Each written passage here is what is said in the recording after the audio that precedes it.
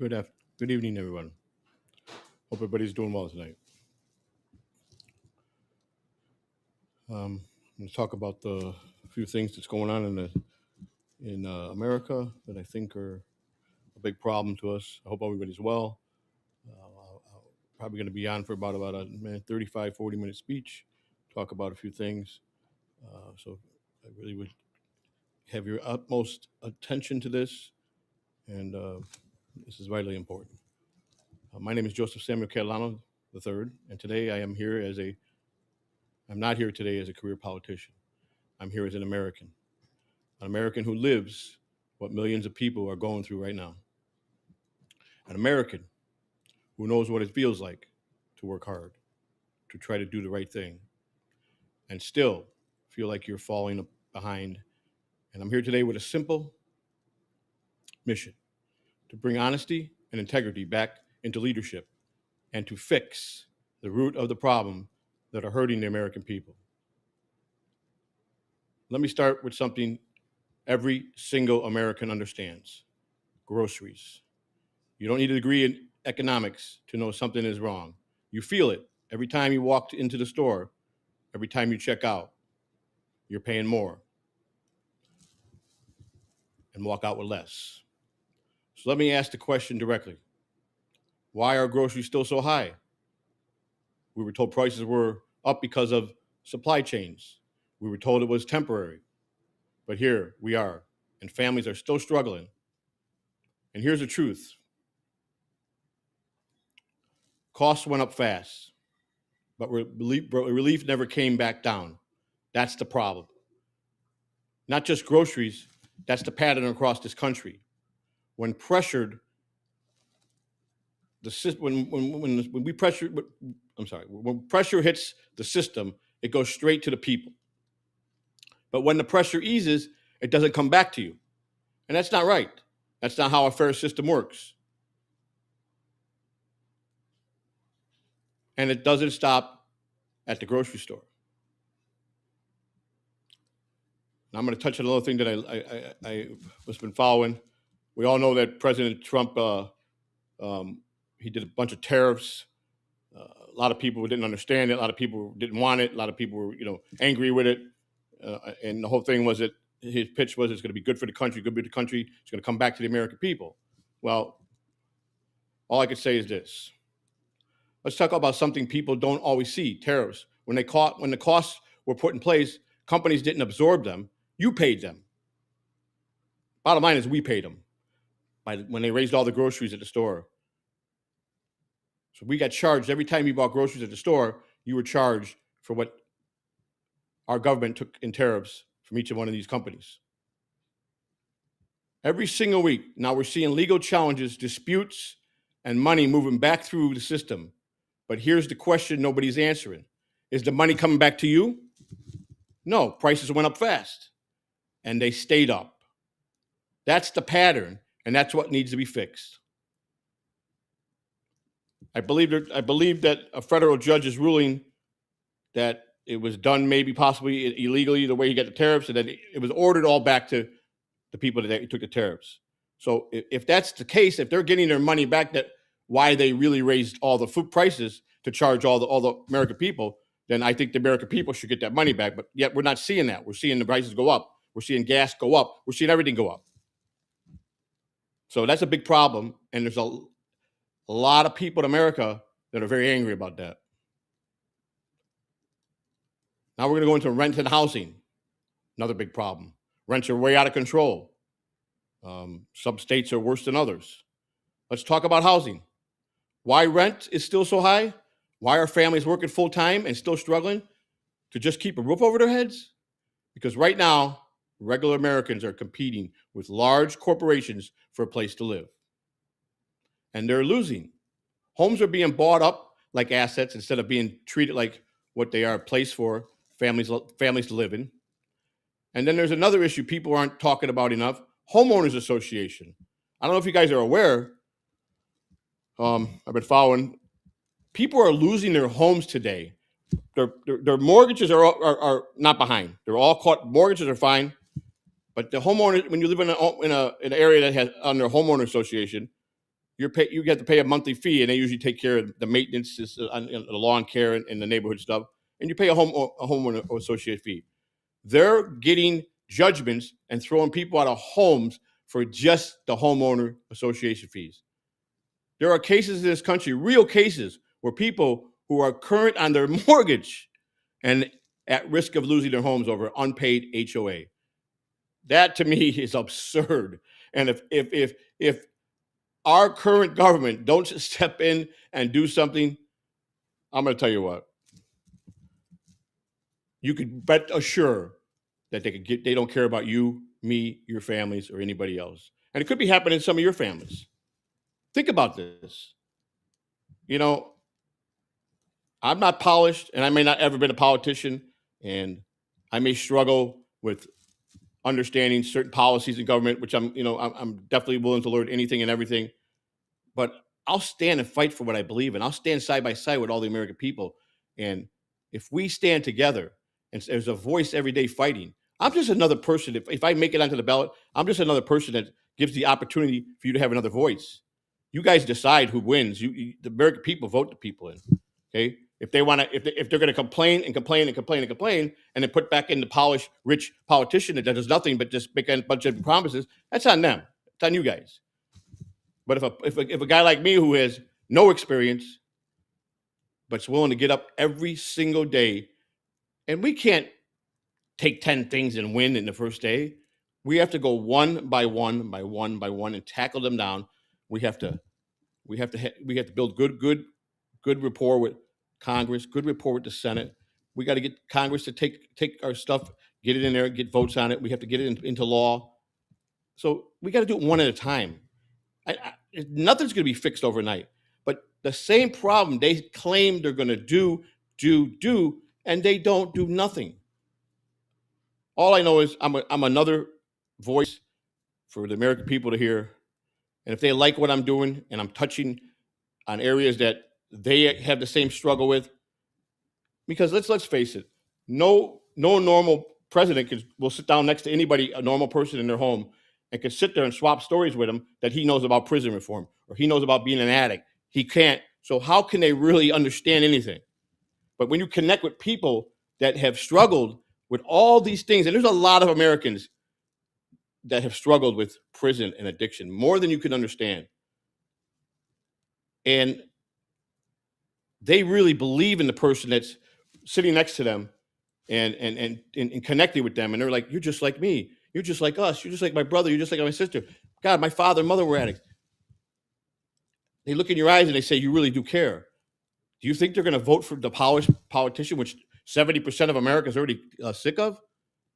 I know my faults are my temper. I have to control, because one thing they won't put up with is if I'm so quick to anger, what's going to happen if I'm in the war room and we're got to make some pretty powerful decisions in that war room, and all of a sudden I get a prank phone call or something, someone saying something that pisses me off, and I'm irate like I've done before on the internet. How are people going to trust it? I'm just like I just push buttons because I'm angry because of what somebody said to me, or someone don't like, or someone made fun of me. Someone says I'm dumb. Someone says I've never bought this type of clothes. I never worked. I wasn't this. I wasn't that. And I keep letting that get to me. Then nobody would trust me. The people that have been good to me, who've tried to help me, they said it's okay that you did wild streams but you made the choice to register and put your name on a piece of paper and file it. So you got to understand that you have to change now. You have to change. You have to really change, which I know you can, but you let people get to you. And I did a lot of soul searching since yesterday. And I said to myself, do I want this? Do I want to put myself through the hell I'm going to put myself the next year and a half to prove a point, or to prove to myself I can get on the ballot? And I said, absolutely yes. Can I control my temper? Can I stay out of the Dabbleverse? I think I can. Can I not pay attention to what anybody says? I believe I can. It's going to take a lot of will. But if I could accomplish that and get on track and focus on what is really wrong, and I connect when I start going on the road and connect with families and American people, and they see a person before them that they know is going to get up every day and fight, all that other stuff will come naturally. I have the ability to learn. I have the ability to learn. Right now, I'm like a sponge. I want to learn as much as I can. I make no excuses. And people are right.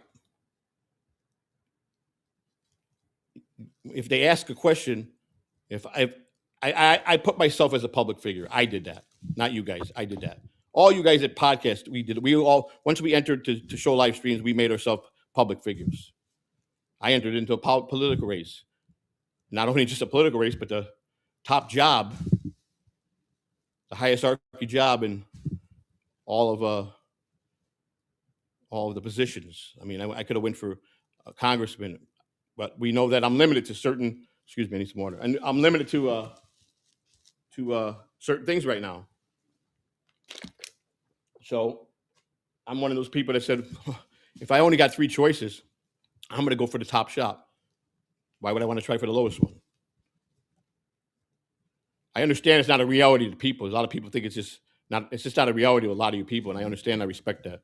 To me, it is. And again, I will get up every day and tackle one thing at a time to make it better and make the American people feel safer and make the American people have their voice back. And that's what I promise. Like I said, getting on the ballot's one thing. That's not getting me a vote. I'm not asking you to vote for me. I'm asking you to get me on the ballot. Even if I'm on the ballot, it's still going to be your choice to vote. So I get on the ballot and nobody votes. Okay? But at least I'm up trying every day. And I do go out and I work.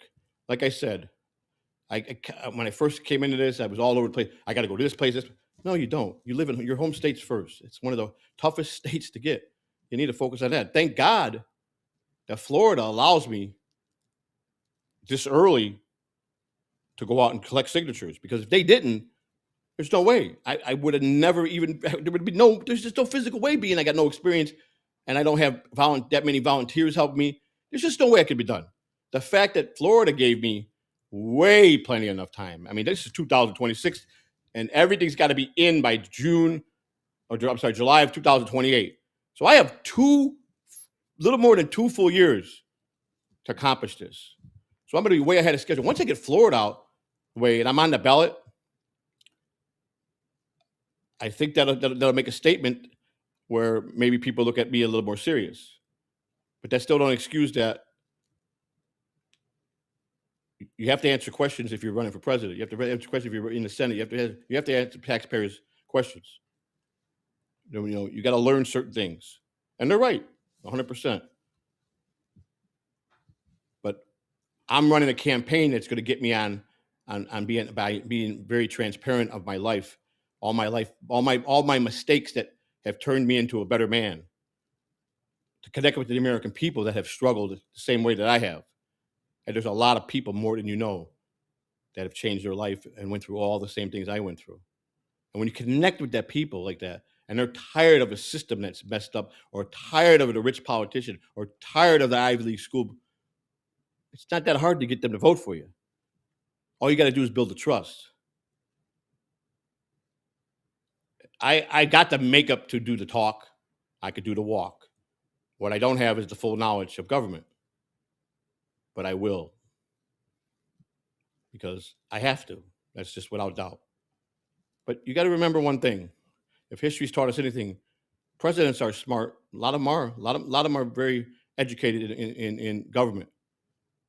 But some of them are not as educated as you think, because everybody that works with them in the White House, their staff, they do everything for the president. Everything. You got my speech? Here you go. He may tweak it and say, I don't like this word or whatever, but they tailor it to him. They write it. All he's got to do is go read the teleprompter. Commander-in-Chief is in charge of the entire military. So he's the one that gives the go. Nobody goes without his word. So when you got a situation and you got to go in because they captured American soldiers, they took us hostage. Let's say they took, on routine drives for our military on soil in other countries on American soil, but they're going out and they're doing their, they're just doing their exercise that they have to do. And there's no war going on, but then all of a sudden, that country's leaders want to grab those 4 Marines, take them hostage, and then make demands on us. I got to make the decision. Do we negotiate? What do we do? Of course, we have to be sound mind and ready to do that. And every time I'll go get our men and women without hesitation. But I have to listen to all the commanders, all the colonels. They sit down at a table and they brief the president and they tell him, but they won't go without his word. And that's a hard choice when someone comes before you and you got to go save some American soldiers, and you ask them how many casualties it'll be tonight. At least 1,000. And you wipe out 1,000 people to get 4 of your Marines. But I'll do it every time. Because every other country must know we're the strongest and the best military in the world. And we can never show that weakness. We can never show weakness to any country. That's why we are the most freest and powerful country in all of the world. Because we don't show weakness. It takes a certain person to do certain things. I mean, some people in any job, you can take any just normal job. Some people are really skilled at their jobs. Some people that have special skills that not only a hand. I have a friend that a lot of you guys know that he was at the Dabbleverse, and he's got a special skilled job that there's only 2 people in the whole world that does his job, and so he's paid very well, and that's why he has to keep his life secret. There's a lot of people like that in the world. They got special skills, and they can't be replaced. Also, we got to have concern about our generation of kids that are coming up today. The generation of kids today have no respect. They want to play video games. They don't want to go to school. They don't know about the word respect, and they have no leadership qualities. What happens? We may all be long gone from now, 40 years from now, all of us here that's in the, I don't know, maybe I might have a bunch of 60-year-old, 56-year-old people in here listening to me. 30 or 40 years, we're all gone. But you got your children and your grandchildren, and you know what the generation is, the kids today. You got to be concerned about, even though you won't be here, what's leadership going to be like in 30 years from now? Because there's none. From what I've seen, the generation coming up, there's not going to be none. There's nobody with a backbone to do anything like that because nobody cares. And that's a problem. I won't be here. You won't be here. So it's easy to say, yeah, but it's not our problem. But even though I know you're gone and your soul goes whether it goes up or down, I still think that some point in life we'll still know and care. What I believe in. So all I'm asking is this is how I have to operate and tread if I'm going to continue in my campaign. And yes, there's days that I get frustrated, and I get and I admit I'm very quick to someone baiting me, but I'm not weak. I'm not weak. I'm not afraid. I just sometimes I think too quickly and react too quickly, which then once it sets me off, I wind up just making myself look really ridiculous because no one really cares in our world here in the internet about anybody. You guys don't really care the fact if I'm running or not. You care about the fact about making to show that as many people as you can that how much of a jackass you think I am, or stuff like that. That's what you guys do, and I come to the conclusion. Like I said, I don't really mingle with the chat that much. I don't really read the chat. I can't fix what I can't. I can't change what I have no control of. I can't change. I can't make people do anything unless they're breaking the law against somebody. That's different. If they're doing things on me that are maliciously and are law breaking, then of course, in my right mind, what do I have? What's my options? I got 2 options, and the first one is ugly, and I really don't want to do that because that's just going to cause me a lot of pain and misery. And the second option is you just take it to the authorities. Then you got to put your trust in that. Now I'm going to throw something out here, and then I'm going to finish my speech, and I'm going to get out of here tonight. Over 200 years ago, the amendments were written. Forefathers sat down, they wrote 27 amendments. And wonderful. The First Amendment's a beautiful thing. I agree with everybody. The First Amendment protects everybody. But some people, I will say this, and take advantage. Let's put it, this is a better way I want to put it. Everybody knows the First Amendment was here. How many people 20 years ago really invoked the First Amendment before the internet? How many people didn't really give a rat's ass about the First Amendment because they never used it? They understood it. They know what it's good for. But let's face it, they didn't care until they became internet trolls, correct? And then and most of the trolls are probably very wealthy, smart, educated, computer savvy, and they just know what they're doing. So they go out and they study the First Amendment really well, and they say, "Wow, this really is perfect for what I want to do." They take advantage of it because they know, as long as I stay in these guidelines, there's nothing nobody's going to do. Now, all the Dabbleverse is not all American. We got a lot of people from foreign countries, and those are the ones I let rattle me more than anything. When shouldn't even matter because they got no say in anything in our country anyhow. So I really feel like a jackass when I allow foreigners rattle me when their word means nothing. I just always been built. If you guys really understood and ever listened to some of the things I've said, I've always been a protector of people that I love and care for. I've always been the one that stopped at the door and took the hits for everybody. I've been like that my whole life. You go, I'll take the bullet. You go, I'll stay here and die. That's been me with all my friends, all my relatives, all my family.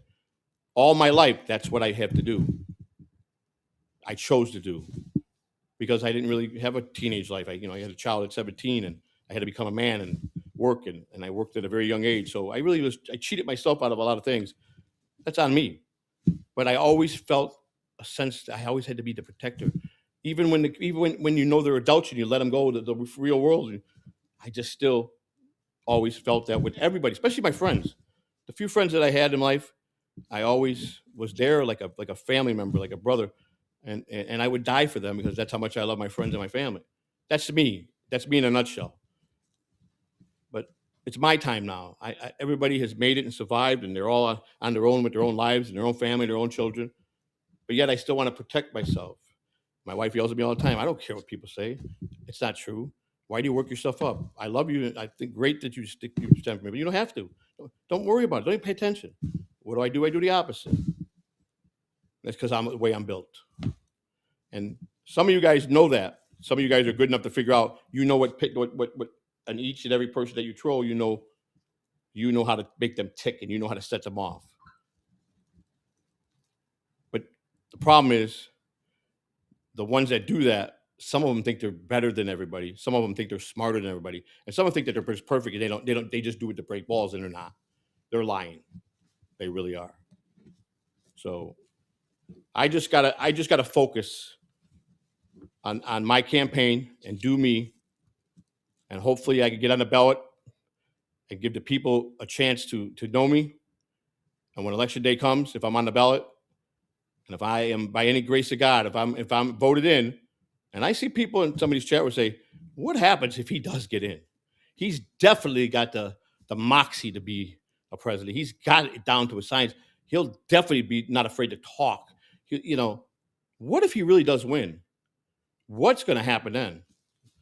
That's it. I'm going to get up every day and I'm going to fight for everything that you guys believe in, everything that I believe in. The two-party system was built, and they made a good job of building it to protect themselves and to protect their rich and powerful friends. I mean, here's a good example. Let's say when they're talking about raising taxes. Now, Republicans propose one way, Democrats propose another way. So let's take as a Democrat. You got the really hardworking person that's got the $5 or $6 an hour job. He works 40 hours a week at $6 an hour. That's $240 $240 a week at $6 an hour, right?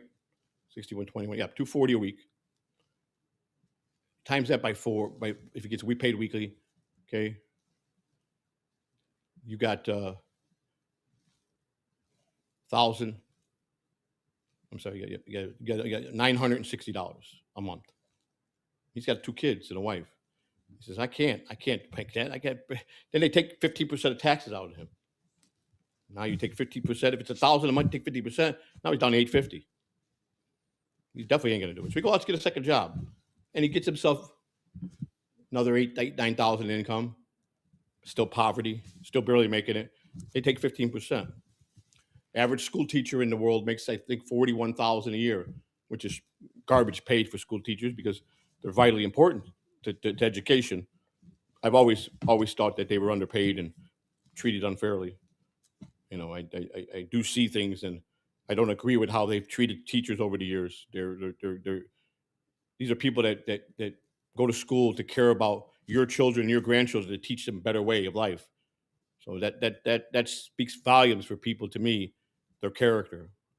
People that are school teachers and professors, they do it because they love it, and they hope that they can better people's lives. But they do it at a very, very bad pay, you know. And so let's say they make the average of 41,000, and their tax bracket is 28%. Okay, no problem. And you got the doctor who makes 150,000 a year. His tax bracket is 36%. And everybody's got their brackets. Now the Republicans want to raise taxes, and then we go back to the same 3 boxes. And they're telling you that they should put money back in people's pockets. Okay, well, let's see. Go back to the average, the poor worker that works for the minimum wage, 0 money back. You go back to the school teachers, still 0 money back. You go to the rich bracket. Oh, well, look at this. The tax break that they lied about and said it was going to help all the American people, it helped the rich because now they're getting money back. And this is what they do. And then you got a Democratic president in. Now he's making his pitch for the bill. And you go to the 3 boxes, but now the poor person, he gets $500 back. School teachers get $1,500 back. And the rich guy went up by 1%. By 1%. He don't get nothing back because he doesn't deserve to get nothing back. Because the rich, have got powerful friends that make them have breaks to get money back while the American people suffer. That's why economy's broken. That's why everything's got to run like a Swiss timepiece. Everything's got to run in a circle. Everything's got to run perfectly oiled. And that's what happens in America. The poor never get a break. The middle class never get a break. And then you add into all the other things that go wrong, with people being addicts and the crime rate and people pulling scams. I'm one of those people that've done it over the years. I've done it. I'm probably a big cause of why corporations have raised insurance on people. I take accountability for that. If I was trying to scam, and every time I won, and every time they got beat out of money, they just put it back in the cost for you to pay for it.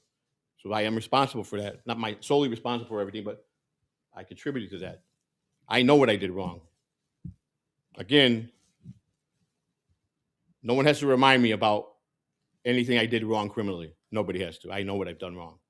Nobody has to remind me of how many years I was an addict. I know how many years I was an addict. No one has to remind me that I've struggled and been poor and worked to my hands and feet couldn't take it no more. And jobs, the only thing that was good about me is I worked in something I loved. But that's my fault. But it don't mean when the highest education people don't mean that they're going to be the richest. That's not true either. There's a lot of people that went to college that couldn't get a job out of college with the way the economy goes. That's a fact. They're stuck and buried in school loans, paying a ton of loans, and they're buried. So that don't make education helps. I encourage it every day to young people, but it doesn't guarantee you anything. The only thing we're guaranteed of in life that we all are going to do, I promise you, this is the only guarantee that anybody can honestly sit here and say, is we're all going to die someday. That's it. No other guarantee comes with anything. You think because kids are wealthy, grew up with wealthy and powerful families, that they're going to be perfect kids. That's not true. Because most of those rich parents then pay zero attention to their kids. They just feed them a bunch of money, and they're lost with their friends, and they do, some of the biggest drug addicts I have ever met in my life come from rich kids, powerful fathers, powerful mothers. That's true. Statistic wise, that's true. Because they got time on their hands, they're smart, so they breeze through school, but they don't have a family that loves them or pays any attention to them. They just bribe them every day and pay them money, send them off to boarding school. That's not love. So when people say you'll never make it, you're poor, you're a lowlife, stop saying that, because you're wrong. Anybody could do anything they want and become anything they want if they try hard enough and believe in themselves. I believe in myself more today than I ever in my whole life, because I know the changes I'm making, and I know that I wake up every day hoping I accomplish something better each day. I don't wake up and say, well, what am I doing today? Have another scumbag day and just party? No, I don't do that anymore. I say, what didn't I learn that I should have learned 30 years ago that I better maybe do a little bit of studying on that? I talked to my daughter today, and I told her, I said, I want to just say I'm sorry again that I didn't learn to speak sign language fluently with you. And she said, Dad, I told you before, you're my best friend and I love you. And I go, she goes, yes, it would have been nice if you would have been fluent, but it's never too late, Dad. She said, even if I sit down with you every day for 10 minutes a day, that's all I need, she said. 10 minutes a day, I'll have you fluent, she says, in 6 months. And she says, I'm looking forward to that, and so am I. But to say that I couldn't communicate with my daughter and I'm a piece of garbage, and you're wrong. Because I care more about my family than most people. There's a lot of children out there that had no father. There's a lot of men out there that father 10, 15 kids with 10 different women. Don't do nothing but child support. They don't do nothing. I've never been like that. I love my children. I've made my share of mistakes. I could have been better at a lot of things. I chose not to be. And I let being an addict cripple me. I let an addict take away a lot of things from me. But it taught me a lot of valuable lessons. It taught me how to survive. The streets taught me how not to be afraid, how to get out of situations. And I'm now, all the things that I've done wrong, now I'm putting it all together now in my head, and I'm learning. Now I'm like, you know what? But it taught me to do this, and things are just coming naturally like a sponge. And a few people that do care, that knew me, they remind me, you're wrong.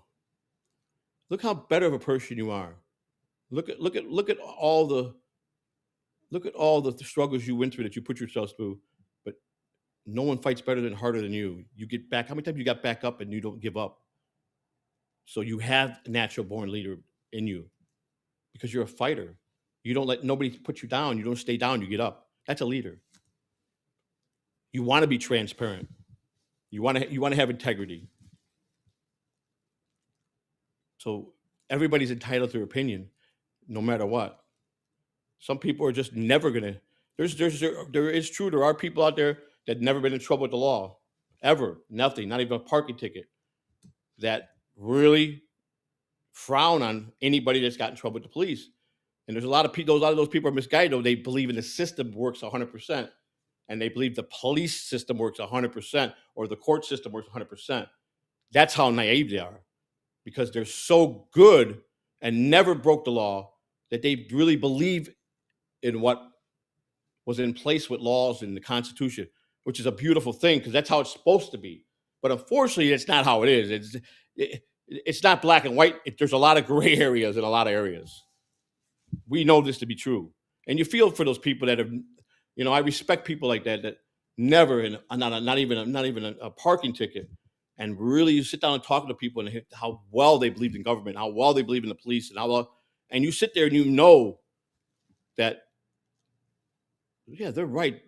There are good politicians. There are good police officers. There are good at everything. But to think that the system is perfect, and thank God that they got this in place because this is what kept them to, no, they're wrong. I'm sorry. They're wrong. Because there's a lot of corruption in police. There's a lot of corruption in government. There's a lot of stuff that's that's gray areas. It's not that easy. A lot of these small towns, especially in Florida, they got the same judges for 25, 30 years that are presiding over cases. And they see sometimes the revolving door, the same guy come through every couple of years. And then they finally say, geez, I'm tired of looking at you. They don't look at the facts of the case. They just put him in prison for life. You know what? You're never going to learn. This is the 9th time I put you in prison. Goodbye. You're going for life. He had every evidence that they had no evidence to convict him, but he did it because he was biased, because he shouldn't have been in office that long. How are you going to give me any fair judgment on anybody by with that happening? You can't. That's a big problem. Now, federal government, they can't tell any state what to do. That's a fact. I can't. A person as the president, he can't go to the government and say, you got to do it this way. It doesn't work like that. He has no say, jurisdiction-wise. He does not run the states. Commander-in-chief of the United States, federal. He runs the military. He's the jefe of the military. Okay? So every state has their own laws. Every state has their own political people in their states that are state jobs. You got governor, you got lieutenant governor, you got mayors in different cities, you got councilmen, you got aldermen. So a president can't do anything to tell them how to run their state. He could get on board and have a good rapport with all the governors and suggest things, but he can't tell them how to do anything. He's just powerless there, and that's the right way how it should be. But I think it's better to work together with everybody. If everybody works together, we accomplish more. If American people would love more instead of hate, if they would trust more, they would believe in God more, and be kind. It's free to help a senior lady walking past you that might be grumpy and might be cussing you for no reason. Open the door for her and let her into Walmart. It's free. If it's going to cost you 2 seconds, just because she's being a jerk, you don't got to fight back and cuss back or anything. Have a nice day, ma'am. Or just give someone a friendly smile. It's free. It's free. None of that costs nothing. Nobody. People that are kind like that, they don't ask for anything in return. And a lot of people are hateful. A lot of hate in this world. A lot of hate. And people think it's just with all the bad people, all the felons and all the drug addicts, and that's not true. Not true at all. See, one thing I learned is, especially you learn this, the one thing you can never do in prison is the reason why respect is so big there, or you got to just follow certain rules, because here's the bottom line. That guy that's been in prison for 5 or 6 years, who's been married for 25 years, all of a sudden he's calling home to talk to his wife, and some guy answers the phone. And he says, excuse me, who are you? Oh, is this John? Yeah. I'm just making hang on one second. What the hell's going on? John, I filed for divorce. I'm not going to be with you. I'm going to get married to my fiance. You should get the papers in prison. What about my kids? Well, John, I don't see the kids fit. You got another 10 years. You're a pretty bad criminal, and you frankly have done nothing for your kids. You're taking my kids? Now, you don't know that he got that phone call, and he's probably not in the right frame of mind. And that's how a lot of stuff breaks out in prison, because nobody shows respect. I don't know. You don't know what each person's going through. You don't know if the guy just went to court and he got life in prison, because they don't come running back in the jail cell. I got life. You just don't do certain things. If you know guys go to court, he's facing life. If he came back, you just got to follow certain rules. It's with anything. Rules are meant for a reason. Now, I'm a guy that hated rules.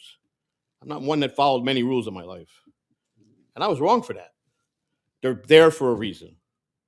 But I've changed so much and got more respect today than I did 30 years ago for certain things. And you know what? People come at me with the background of my family and some of my family that were good people and were worked for the city of Chicago police department. I didn't have a lot of respect for a lot of police. I don't have a lot of respect for police because why was I thinking because I've been on the criminal side and I just be thinking like a criminal? No, because I know if anybody's from Chicago, they'll know what I'm talking about, especially if you're from the city, Cook County. Cook County is the worst corrupt place in the United States. I don't care what anybody says. There's so much corruption everywhere between aldermen and congressmen, and it's bad. You could buy a judge. You got money to buy your way out of anything. You understand? And so people that are from there, the city, and if they got any people that were in law enforcement or any people that were hoodlums of the street, they know the real life every day what happens.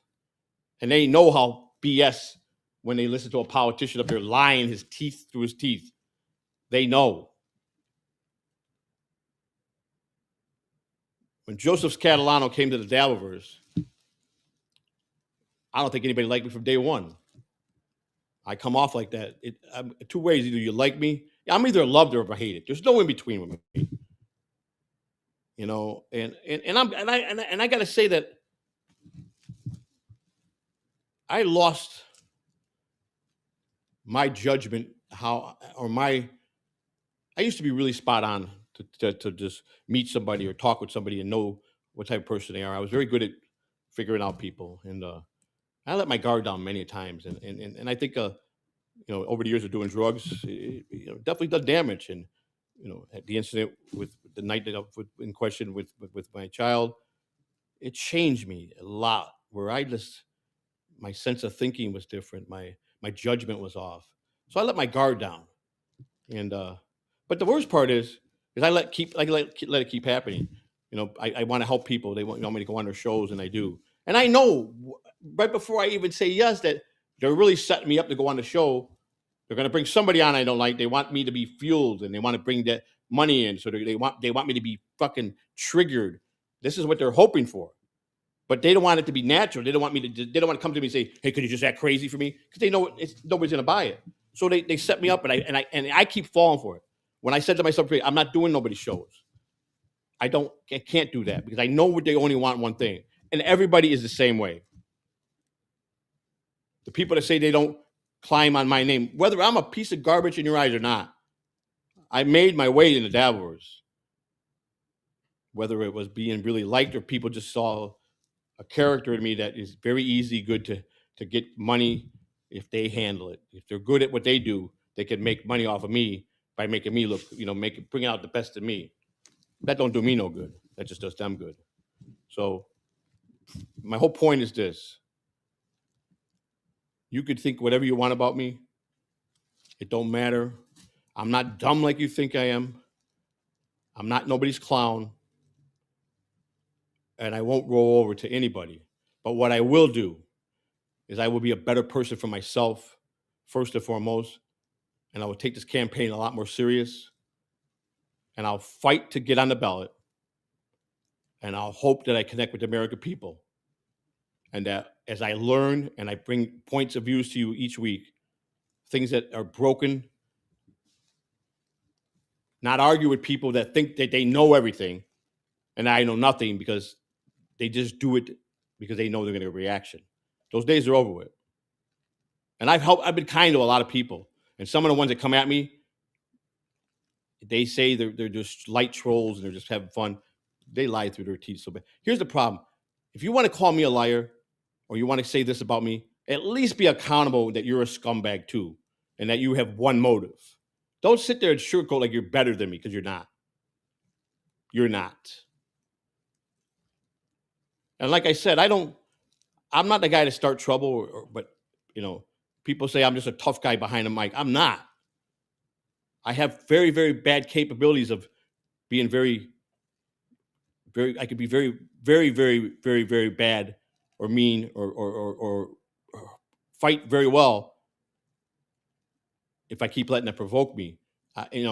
People talk, but today I'm older and I have to just walk away from that being a child. But I promise you, I'm promising you as a friend that why would you want to provoke any bad on anybody, knowing that they could, you could bring them to that point. Some people are good at that. And my point is I take the bait and I'm not going to do that no more. But why would you even take a chance that someday you may run into that person?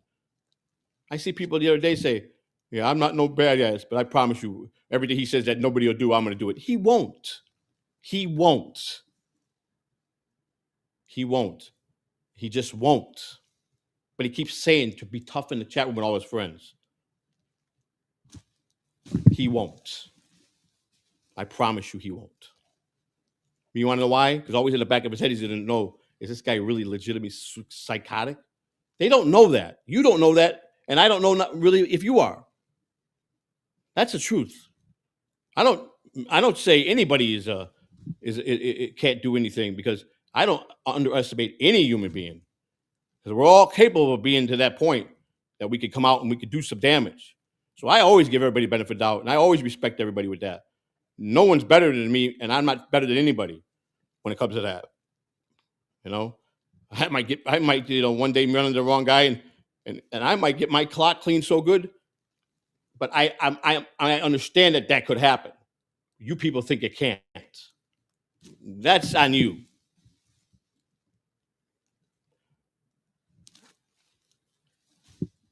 So let me get back to my speech. I want to get out of here. So from now on, I'm going to be more tailored to my what I'm going to talk about. One last thing. We are making the move to Patreon. Sorry about what happened yesterday. We never used it. It was a glitch. A couple of people started buying memberships. I just want you to know that you will get, I'm going to start doing tonight after this. I'm going to start transferring stuff on there, making stuff content that you might have not seen before. I'm going to transfer everything that Lou and I have ever done, and we're going to build it. And if we have to start from ground up, we will. But it will happen eventually. We'll find a market. We will. And let's just have fun, because Patreon is a lot better than YouTube. You're kind of like your own. You really have your own business, but they still will knock you too. So they still have strict stuff, like a lot of people have lost. So my whole goal is, after this candidacy, after the presidency, if I lose, if I win, and I might be tied up 8 years. But if I don't win, my original goal was I wanted to start a regular, real channel that I own. Build a website that I own. Have someone build me a website and go out and find my market and do my shows there, where I host it. I do everything. I don't got to worry about YouTube kicking. If we want to be naked on the air, we could do that with no repercussions. We're protected by then all the amendments that I don't have YouTube saying you can't do that. You can't do that. That's what the best way for us to go. We could be vile. We could use words and know we're just going into a character, but we don't have to police ourselves. That's what I generally have talked about lately with my partner. That's the way to go. And that's what I'm going to do. Because at $1,500, you can build a real nice website. And you can put all the stuff in there you need to go live. And you got no repercussions, because it'll be aired on there. It's no different to air it on YouTube or Rumble. We're not looking to use it for everybody. It'll be just ours for our show. And then we can do what we want. We don't have to worry about anything. I think that's the best way to go. It's a smart way to go. YouTube is just a platform. We own nothing. They take your channel. They take all your movies. You got to fight them to get your stuff back. You got no freedom here. They tell you what to do. What's the sense? If you can't be yourself, even if you're doing a character, if you can't take the character to full potential, if that character is going to be rotten and evil, and he's going to fight with people, and he's going to call you every name in the book, and he's going to get physical. If you can't even do the character right, what's the sense?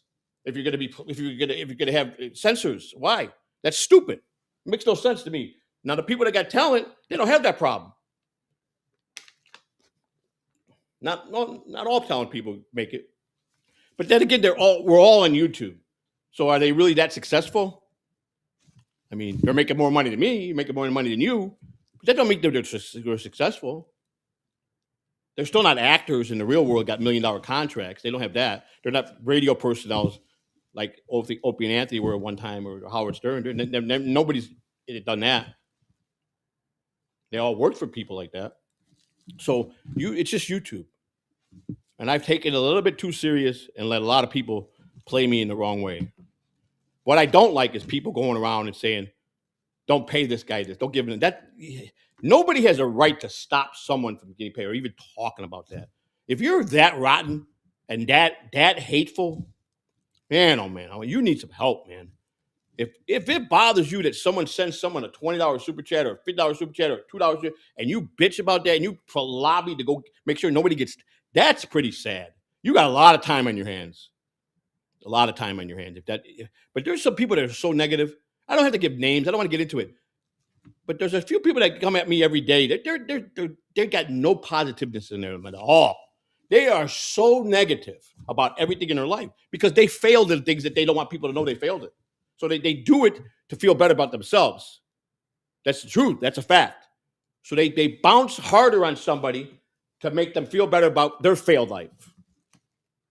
Because what's worse than failure is a guy that didn't go to school or a guy that went to school and got the education but failed. And he's smart, but he failed.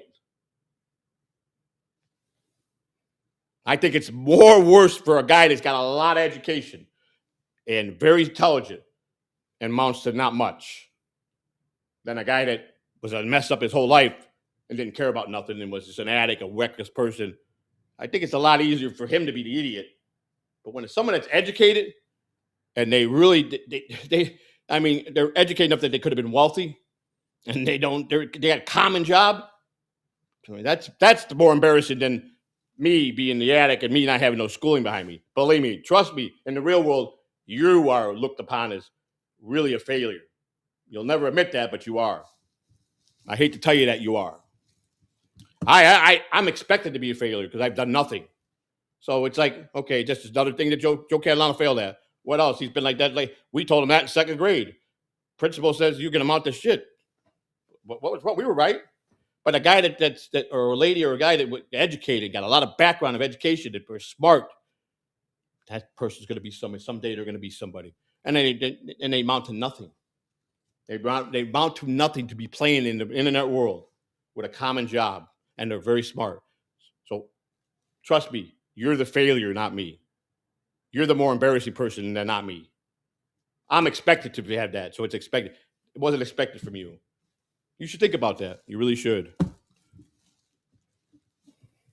Because in the real world, I think more people think you're the failure piece of shit than I am. I'm sorry to say that, but I believe that I believe in a poll, you would lose the poll. Because there's nothing you could brag about that you're really much better than me when it comes to what you do and how you make your money or what you do or how you go on the internet. There's nothing you can do that you're no different than me. There's not. Don't say you have integrity because you don't. Don't say you have honesty because you don't. Don't say you got more talent because you really don't. There might be 5 people in this whole Dabbleverse that got really talent. And those are the ones that show it by making the money they make.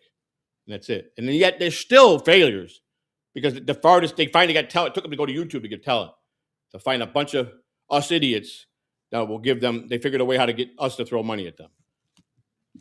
When I'm a chatter, I've given big super chips. I've gave money. So I'm a sucker just like everybody else. But we're supposed to be all fun.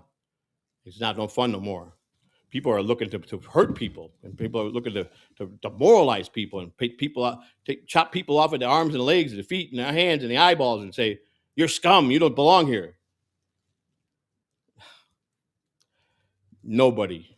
It's one thing I stayed strong with will ever tell me what I can and can't do. No one will run me off my channel. Nobody. Nobody will tell me get the hell out of here. I don't care. Nobody will do that. And anybody else that does run because they don't want to deal with it, don't let them run off because they did it. Make sure you leave on your own terms. But the gall of some people to think they can do that, it's amazing. It's amazing. It's amazing. But why don't you go look at your own life? Seems like you were married once, you're divorced. Why don't you evaluate what kind of a father you were? Why don't you evaluate why you got divorced? Why were you educated, but yet you got a shit job? Why? Well, don't just look at Joey C as the dumbest guy in the world. Evaluate your own life first and think your life. And maybe you may have some understanding, but usually if you're too smart, you got no common sense. And if you got no common sense, you got no street smarts. So if you don't have those two, you're one of those people that you don't think outside the box. Everything's got to be logical to you. That's one thing I can say. That's a fact. So you'll never think outside the box because everything's logic to you. So that makes you better than everybody and smarter than everybody. But you're really not. You got the game because you're smart. You're not a talk to talk. But if you think that people like me don't see through you, that you're really just a kiss ass and want it worse than anybody, come on. You make it too obvious. My mistake is when it's pointed at me is I feed into your bullshit.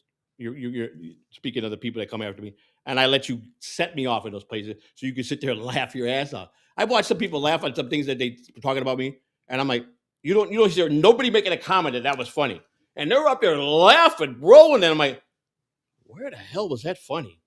Boy, they got a weird sense of humor. I mean, the dumbest things they say that cracked them up, and their whole chat room is like not saying one word about it that was funny, and you're going, what does he find in that? What's the humor in that? But he's bawling his eyes out with laughter, and you're like, wow. You know, when Lou and I say we leave the microphone, we don't do nothing. We don't forget it's over. I don't think about what I said to somebody. I don't think about if I went on somebody's show or if I ripped a female or I yelled at somebody or I screamed or I cussed or I fucking, you know, I blew up. But I don't think about it. I get set off because I'm a dumbass because I let you set me off. I wasn't like that for a lot of my years. Like I said, I made a big change in my life about 10 years ago that I don't know. I looked at things a lot differently, you know, and for like the last 10 years that I was an addict, I wanted to quit every day. Like I really wanted it. I just couldn't. I tried, but I couldn't. But then I said to myself, man, oh man, you're destroying your body. You're destroying your health. You know, you're not going to be around for anybody. So if you plan on doing some good things in your golden years with your grandkids, you better change your ways. And I did. When I put the drink down, when I stopped drinking, and that was a long time ago, 2008, when I officially stopped drinking. Now, I'm not saying since 2008, I probably had legitimately 4 drinks since 2008. 4, if that's too many, if I had 4, at least 4. And when I may drink, if I had a full bottle of liquor and I drank out of the bottle and I drank a half, to me that's considered one drink. It's not that I had multiple drinks. That day I finished a half bottle. That's considered I drank one time. Okay, you guys think, oh no, you drank 15. No, I don't look at it like that. So I knew that alcohol wasn't bad for me. I never smoked cigarettes, and you know what? Believe it or not, that's what has saved me to able to get myself. If I had cigarettes in the play of my life, listen. One thing I'm going to say that a lot of people will guess right about. If I were to continue at the pace I was going, and I started on program 10 months ago, and people are coming at me, exercise by itself cannot make you lose weight. Anybody that believes that, changing your eating habits and exercise still is not enough to make you lose rapid weight. I promise you that. You have to dedicate and there's every weight loss program out there has failed miserably with most people. And it's true. When you use certain things to lose weight and you get off it, it's easier to put the weight on. Usually you'll come back twice as hard. Well, I promise you this. I've always liked to be at a nice weight, and I let myself go because I didn't care. But when I woke up in the mirror and I saw myself and when my feet started swelling, and people were saying, you better start taking it serious. And I laughed and I said, nah. But when I knew it was it, and people were saying he's going to die this year, you were right. I would have not made it through this year. 100% right, I would have been gone. Whether it would have been April, May, sometime in 2026 was my demise. There's no doubt in my mind. The pace I was going, I would have had a massive heart attack or stroke. I'd have never recovered from it. And if I had a massive stroke, I could have been a vegetable, and I would want to not be on the tubes and live on machines. I would definitely hope they would take me off and let me die. I would not want to try to live to see if there's going to be hope, because I don't want to live like that. If I have a massive heart attack, I'm going to be gone. So I had to change. I had to really want it. And I did. So I finally found a doctor, and I get called an addict. Let me tell you something. You can't just do it by exercise. If you think that, and or you just think because it'll fuel me. So it's a shame on me that I bit into it. Exercise by itself. Many people tried to exercise, have not done nothing. Didn't help them at all. It's not a proven fact just by itself. Does not work by itself. My brother's a health nut and got a body like The Rock. And it does not just mean exercise or pumping iron. Okay? Eating habits are good. But most diets are full of crap, that you can eat this food you like in life if you do it in moderation. When you get older, sugar's your worst enemy. Starch is your worst enemy. All you got to learn is to just change a few things. You can still have pizza and pasta. You can still have steaks. You just gotta. You can't eat like a pig. You can have 10 slices of pizza. You can have one, maybe two. You can have a pound of pasta. You got to have just a little bowl of pasta. You can still do that. You want to have a soda? Don't have 15. Have 1 or 2 a day. You eat a ton of candy bars? Well, and you have to have it? Well, just have 1 a week. Just tease yourself a little bit. You could be like that. But when you smoke, that's it. And that's the one thing that has been in my favor. I never smoked cigarettes. And people say, but you smoke drugs. It's not the same. It's not the same thing. Drugs affect the brain and different parts of your body. Cigarettes, this nicotine fucks you up bad, gives you cancer quick in your lungs, and it's just bad. Cigarettes are bad for you. But yet, the government allows Surgeon General to have commercials and sell cigarettes and tell you how good it is. Because they pay for the to get that cigarette on the market. And they pay healthy. They give money to organizations and to the government to make sure that they get promoted but it's the number one killer in the world. Not street drugs, cigarettes are.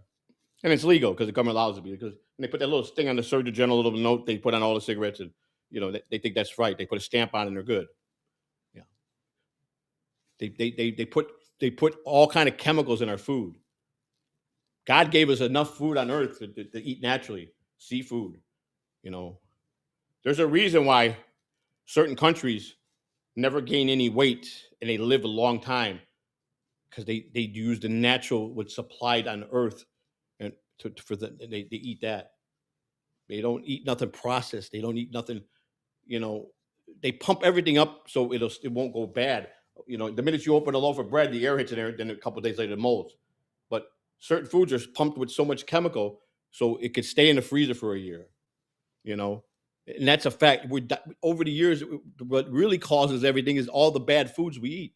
If you think about it, all the bad rotten foods we eat, all those foods we like, doing 50, 55, 60 years of that, that's what's causing all the cancer.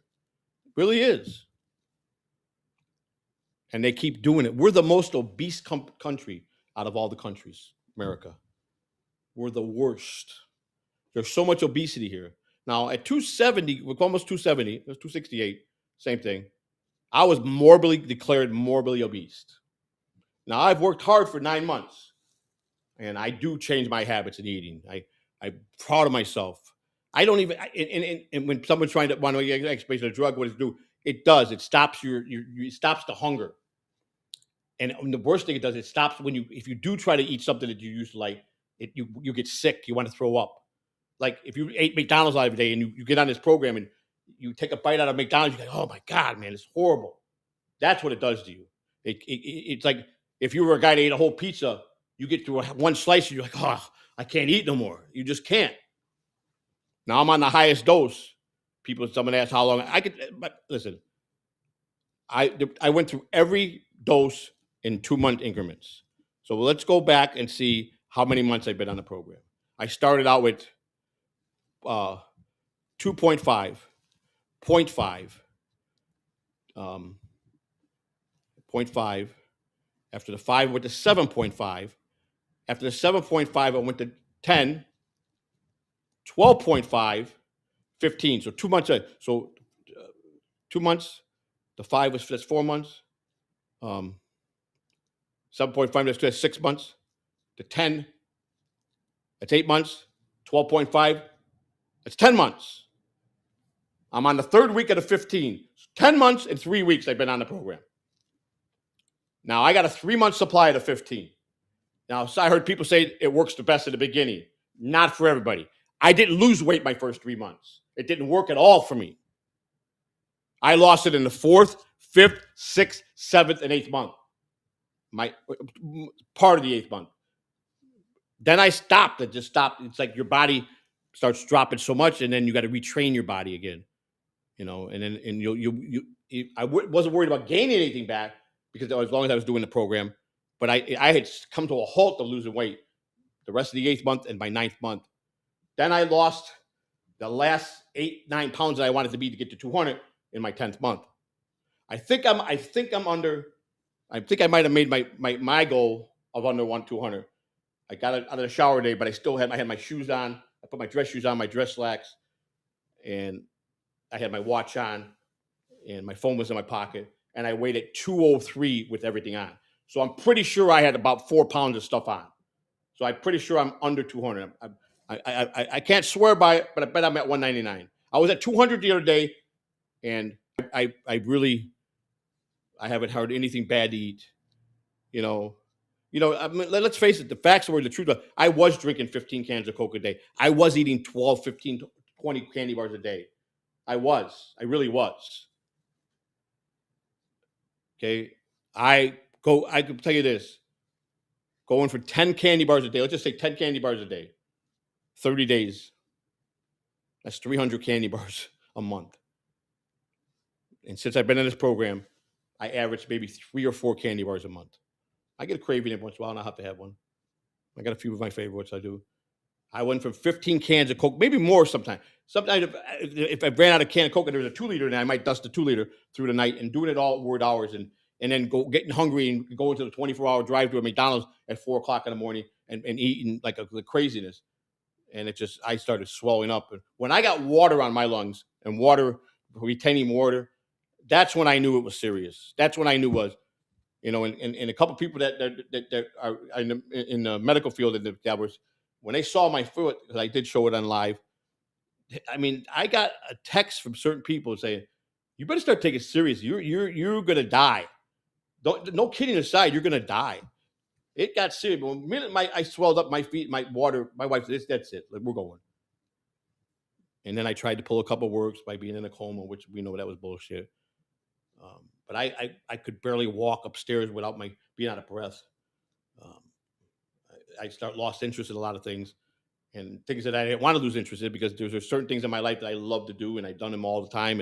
And I didn't want that factor to go away. That was another thing that brought me back to say, get your ass together. Because that's some of my favorite things to do. So, and I got a great partner for that. So I had to do that for that first and foremost. I'm sorry, that's sick, but I did. But the truth is, I did it for myself most of anything. Before I did it for anybody, I did it for myself. But I thought about my grandkids, and I'm like, but I'm leaving. I messed up so much that I don't have nothing to leave anybody, which is what is really how normal life works. You got to leave. Your grandparents they work hard. They teach their kids to be better than them, and you want to have something to hand back to children. And I'm like, well, I always took care of what I had to. I've always made sure if they needed money, I give them all everything I got. If one of my kids call or my grandkids, I'll give it whatever I got.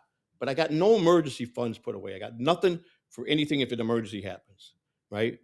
So I count on my check that comes, and and then I'm officially legally at retirement age in 12 months. So. And I'll get I'll get a good Social Security because I'll get decent, but it's in today's society it's nothing, it's garbage. But I'll be all right. But you should only be all right if you got a nest egg put away. And if now that I'm getting myself healthy, in 10 years, I'm going to need to rely on a savings program, or I'm going to need to have something put away. So is it too late? It's not. There's a rule that a lot of parents might have told them. We've all heard it. Pay yourself first. It's been a big rule, been around for 100 years. They always say you should pay yourself first. First thing you should do every paycheck is pay yourself first. Take 20% and put it away and forget about it. If I done that from 20 years old on, I already figured out I have $4.8 million right now. If I did that, if I took 20% and put it away, I'd be sitting on $4.8 million that I would have nothing to worry about. I sure wouldn't be on YouTube trying to grift my way onto to make a couple dollars a day. That's what I did to my future by just not doing that simple thing, pay myself. It's a very simple thing. And I'm sure a lot of your parents, because let's face it, the generation before us, we had pretty smart parents. They were hardworking people. They might not be the most educated people, but they were smart.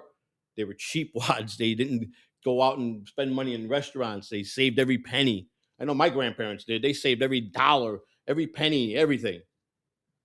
Because they knew someday you're going to need that. And they try to teach that to you. And who listens? Who listens? You think I listened to anybody when I was a kid? Oh, you're kidding me. You think I listened to anybody when I was in my 20s? Hell no. And I had opportunity after opportunity. You don't have to make a lot of money to do this. People think you've got to be, that only works for the rich. It does not. You could make the bare minimum. If you put 20% away from a young age and you got 45 years and it goes into the right place, you got money. You'll have plenty of money. So it doesn't mean it works for everybody that follows that. And I'm sure a lot of us were told that we didn't do it. I know I was one of them and I never did it. But it's not too late. It's too late for me to capitalize and have the big money because I let 40 years go by. I'm 60 and 20 to 40 years I didn't do it. But if I do it now from the time I'm 60 till I'm 70, I'll be okay. I'll be able to sustain myself to live another 15 years on what I have invested, which is what I'm looking for in my life. So don't be fooled that I know how you're supposed to live. I know how you're supposed to how you have to believe in yourself and how you have to do certain things in life that just work. There's things been implemented in life that are there for a reason. I understand that. I chose to not follow rules. I chose not to give a care about it because you know what? I never thought this day would come. That was my biggest problem. I never wanted to look into the future and say, I'm never going to be, I'm never going to live that there. Who cares? That was my logic in life. I never thought I'd live this long. I really never thought I did. I never thought I'd live to 60. I never thought I'd be here. Because of the wild and reckless life I lived, I never expected to be here. I don't know. I always had I felt like an angel on my shoulder. That when I stepped into some bad stuff, it always worked out if I didn't panic. And when I got arrested for things, I didn't mock the court with my dress. One thing I took pride in is how I dressed. When we traveled in baseball, you had to wear a sports coat. I bought the best of everything.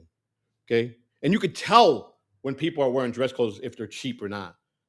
Okay. And that's the one thing that I always love to do is dress up. And I like to have nice clothes. Nice clothes. I mean, my slacks that I got on probably cost more than probably some of your people's cars. I'm just kidding. But I dress always with good clothes. And people say that there's impossible. I don't have that. Let me tell you something. One thing I'll say about my father, he might have not been there, but that man was impeccable how he took care of himself. Manicure every week, hair perfect, wore the best of everything. Never paid anything for his kids, but he was dressed to the nines. And I always pick that up because Italians are like that. We like to dress sharp. That's one thing I'll give any Italian. We're sharp dressers. We care. We do. We really do. A lot of us are vain. A lot of us do it because we want to think we're better than people. I'll give that. I'll give that to the people.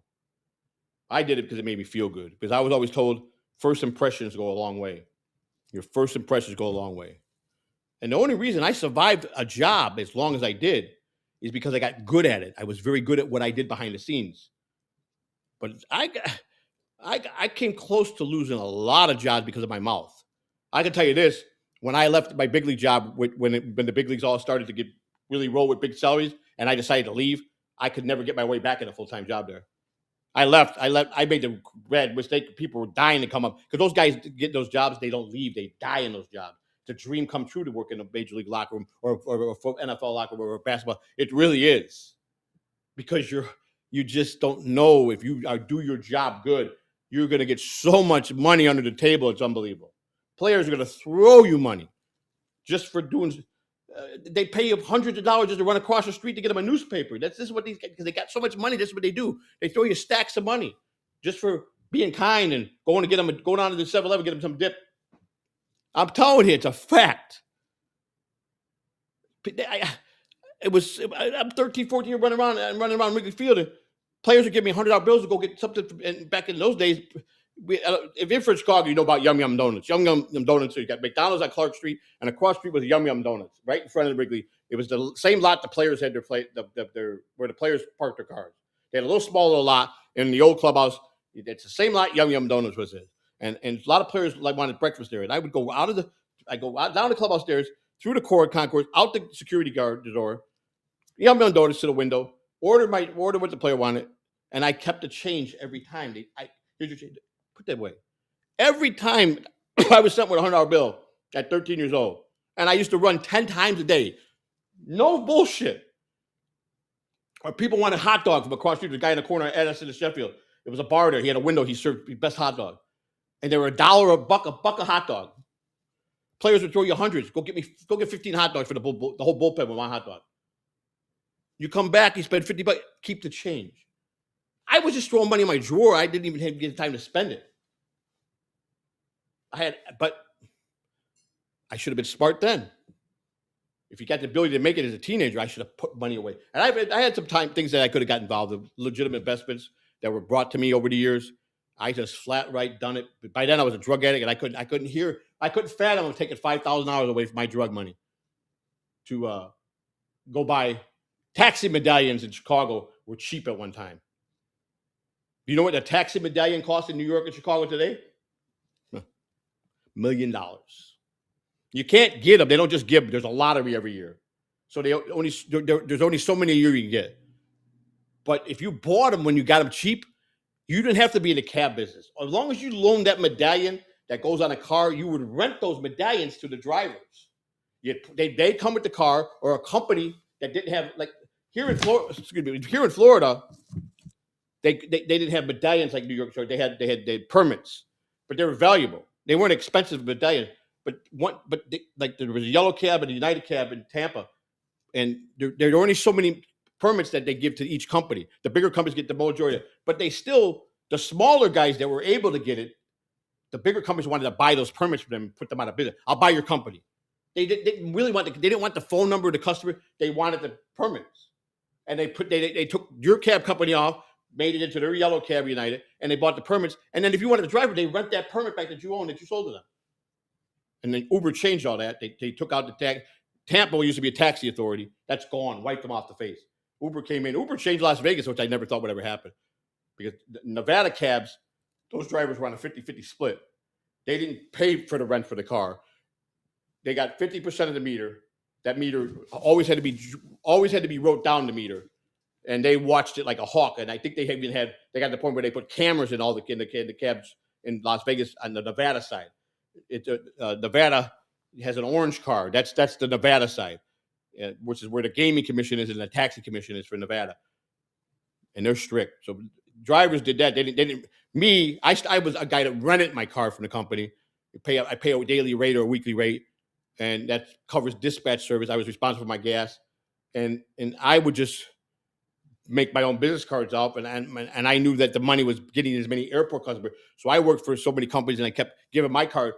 Because they're gonna call the company anyhow and say, if they like you, can you send so and so? And the dispatcher say, listen, next time get his personal number.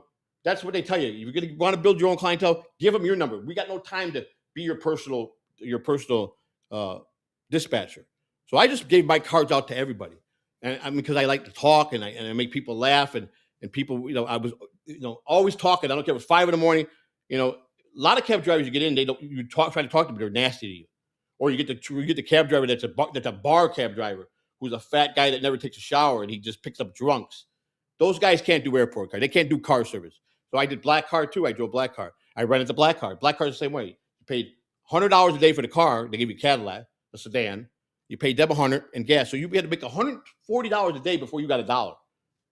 And people say, but it's so busy, it's easy. It's not easy because your cab driver works 12 to 16 hours a day, every day, until you build a clientele up. I built so many clients. I had over 300 customers, flat rated them to the airport. They called me from Canada. They had places here. They'll call me when they're coming in for the winter, and they only wanted Joe. I had little ads in all these little, back then, in all these little places in Florida that had a little neighborhood, local, little newspaper kind of like thing, and I ran an ad in the back. $30 flat rate from Oldsmar, $30 flat rate from here. And I got so much business. The best advertising for me was a little old lady that I was kind to. Little old lady that went way out of my way to, and you're not supposed to go in the terminal and pick them up because you can't leave the cab. It's the same thing like when people pull up, you can't park, they chase you away. Well, if I could drop off to Tampa Airport, but I wasn't a permitted car. So if I got caught picking up the customer at the airport, and they saw me, the taxi police, which are just taxi police in Tampa, were just regular Tampa police officers. They were just assigned to that unit. They could arrest you. You're making it an illegal pickup. So the rule of thumb was they made a deal with Pinellas cabs, the Pasco cabs. They drop off the customers, let them give the number to the Tampa company so they can bring them back. Screw that. Why would I give them my customer? So you got two choices. You're going to get caught, but I'm going for my customer. I'm going to take the chance, right? No, I didn't have to. Because I as dumb as you think I am, and this is what I'm trying to, it all leads up to that I fight for what I believe in. And if I'm elected president, I'm going to fight. I'm going to get up every single day from the White House, and I'm going to fight the fight, and I'm going to be in there trying to get things changed and done the right way. We know what's broken. We know what's got to be fixed. And we know what it takes to do it. You got to have people on board. You got to have Congress people that that are going to take that in there to get looked at, to get it voted on. We know that, right? And then then it's got to go past through another, and then it's got to become a bill. Then the president that gets passed, it becomes a law. And then what happens? The president signs off on it. People think when the president vetoes something, a president can veto anything he wants. 90 days later, they still can get it because they can override him after 90 days. I believe it's 90 days. So yes, so it's in the best interest of the president to try to be in the best working relationship with Congress and Senate, but it don't always work like that. A president, don't get me wrong, he's powerful, and if they would all just work for the people and understand that their job is for the American people, not for themselves, not for their rich friends. I thought Trump was the greatest thing that ever happened. Boy, did I jump in too early? He's a mess. Talking about now, I think I was watching him live today or yesterday. I think it was yesterday. He's letting people know when he thinks the gas prices are going to go down. If you knew what they really pay in oil, there should be no hike anyhow. Every time there's a panic, they use that card. Oil went up when it didn't. And the taxes that are charged on a gallon of gas is ridiculous. Do you know how much it costs for a gallon of gas in Venezuela? Do you know you can fill your car up a big tank, a 50-gallon tank for like $15?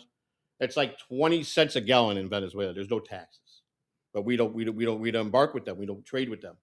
They're on the list, the bad list with us. They're like Cuba was. And we know usually when we're going to war, the Bushes went to war for one thing. They wanted to rule all the oil. It's all about the oil in the ground. It's all about the oil in the earth. America wants to control that oil.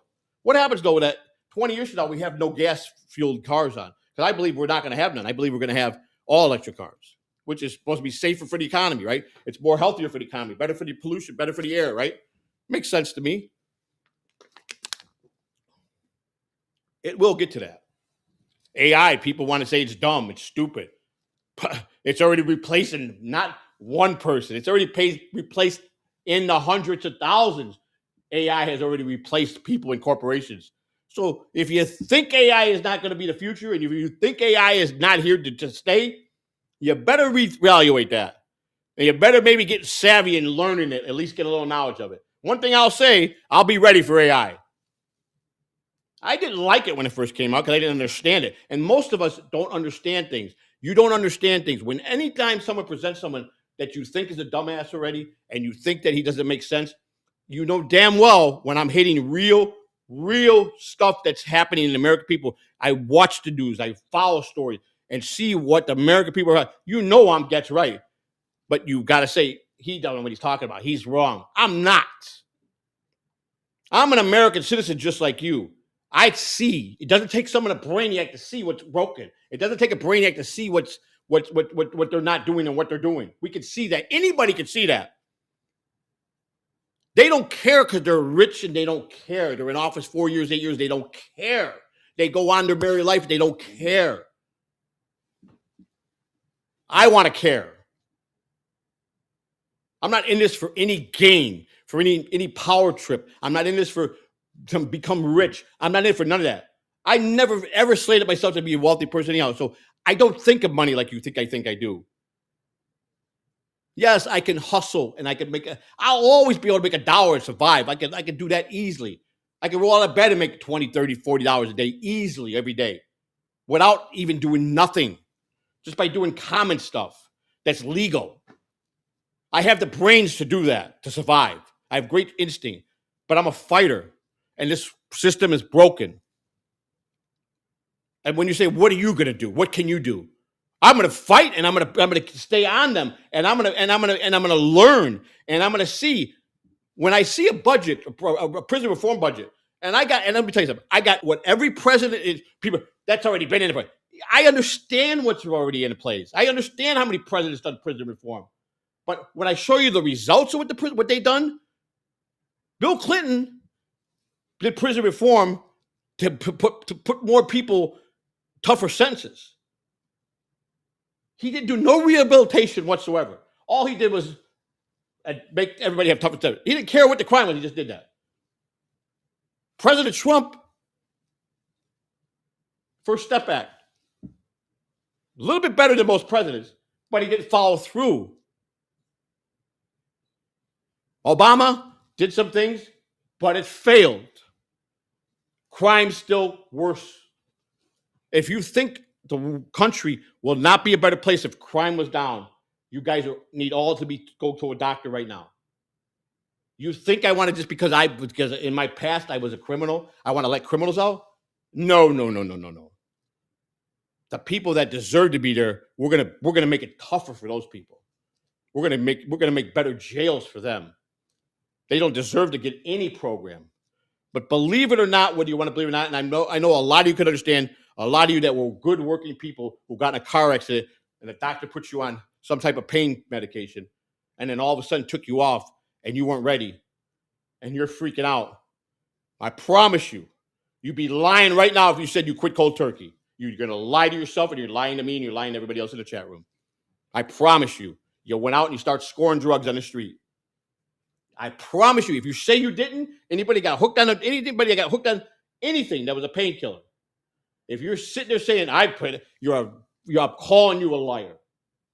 You went on the street, you start scoring, which led you into spending money, and then when you didn't have money, you did whatever you could to get the money. Whatever you did, some people went out and they did sexual acts. Some people went out and robbed people, but you all wound up getting a record and ruining your life. But you were a good person. You come from a good family. You were a decent father. You were a great husband. And you lost your way because our society allows it to happen. The doctors get a little panicky. They write anything they want in the beginning, but then they think that you can quit cold turkey, but they know they can't. You know, if somebody has been on Xanax for even more than a year, they can't just quit cold turkey. They could die. They could have a seizure and die. It's one of the toughest drugs to come off of. If you think I don't know what I'm talking about, and you could be sitting, I don't care what the chat room is saying. If you're saying that I'm nuts and I'm crazy, you're wrong. I know about these things. I know how tough it is to quit drugs. I know what drugs do to people. And let me tell you something. There's a lot of ex-addicts out there, or a lot of addicts that want help, that when I start talking to them, that are voters, and when they see a guy that's going to get up out of bed every day and fight for them, for the same things that they hate the government for, and they know without a doubt, without fail, I'm going to be true blue to them on that. I'm not working for any personal gain for me. I don't work if I get elected. I work for the American people. So I owe them for electing me to fight for them every day, to get up every day. I'm not immune to hard work. I worked my whole life. Okay? Because I've done a few things that some of you people think makes me a scumbag. You have no character.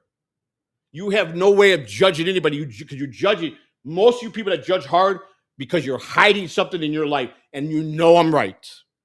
You're hiding your own pain and your own misdoings by going harder on somebody so it makes you feel better. That is a coward. That's a coward. You're not a man. You're a coward. I'm sorry to say that, but you're a coward. Do you think it's right that a pedophile gets released after 5 years because they think he's some mental defect in his head? They let 3 to 5 years if he's a sicko that's got all kinds of thousands and thousands of little kids' pictures in the computer, and he's a sicko and he gets off on that. He's okay after 5 years? He's not. He's a menace to society that wants to do things to little kids. Put his ass away so he'll never think that again. Don't let him come back out to a computer. But let's put the drug dealer away who just did it to survive and give him life in prison. That makes it fair. That's the fair way we do it. We do it that way. Because he's a drug dealer, he's a scumbag automatically. Now, if he was dealing fentanyl and people were dying, then yes, he deserves to have more than 5 years, more than 10 years. But if he's just an average guy selling this, selling weed, selling cocaine, a little bit of time, and made mistakes, but this good guy, he never sold the kids. He was just good at seeing supply and demand on the street because he's a street guy. He sees that. He's wrong. He's breaking the law. He should be punished. No doubt in my mind. You're punished. You broke the law. But should he get life in prison? We're backwards. Nobody in the right mind could even justify giving someone like that a life sentence. If nobody died from him, he never harmed anybody, and he just gave it to the people that are going to go out and rob and hurt people to get it anyhow. Backwards. We're backwards. But let's feel sorry for the pedophile guy who's sick-minded, and he's got a bunch of thousands and thousands of naked little girls at 7 years old, or boys. Let's feel sorry for him. That's the things I want to change. Things that I know and been around and seen. Let me tell you something. A chomo, that's what they call him in prison. See, can a regular president go and sit with anybody American that's normal, that's been in trouble, that's an addict, and sit there and know what they're going through? I feel their pain because I lived their pain. I got so much pain that I've lived that has made me such a better person with all the trauma I had and all the dumb mistakes I made me who I am. It made me into a real man. It made me into a leader. I've never followed anybody. Always been a leader. I've made a lot of dumb choices, but every time I made the choices, I learned. And I learned, and I learned. I don't treat people bad. I treat people with respect. I really do. If you know me, if you met me, you know I'm a pretty decent guy. And the ones that say that I'm a scumbag, and if they see me, you ain't going to do nothing. You're not going to do nothing. Stop saying you're not, you're going to be different. You will say you're not, because you're too much of a coward to even show your face or show your real name. That right there sells you down the toilet that you're a coward. If you're in that chat room and you're being a bold guy and you're going to know your mouth to do it, it's because you're a coward. You'll never show your face. You'll never get in someone's face like me. Never. You never will. You pray every day, I hope I really never meet that guy. I promise you, from the very first time I stepped into the very first show I went to, I had so much threats, so many threats that people were going to wait. When I walked through, they were going to grab me and beat my head in. And the first person that one of the guys that showed me jumped up, he was sweating and wanted to take a picture of me. He couldn't believe he met me. Wanted to know if it was okay if he talked to me. Where did I ever get the impression that I don't want to talk to people? I was going to be nasty to people. That's what really happens. And that's a fact. And you know I'm telling the truth there, because most of you guys have been to many events. But it's Joey C. So we made him what he is, and he's going to stay that way. Who do you think you are? If you're going to be like that in the internet, be like that to me in real life. Then I have some respect for you. And then we can make some headway. I don't ever think anybody's not capable that makes threats on the internet. I still think in the back of my head, maybe they are psycho enough to come and find me and put a gun in my head. I give you that respect. I don't ever underestimate anybody. because anybody's capable of doing bad.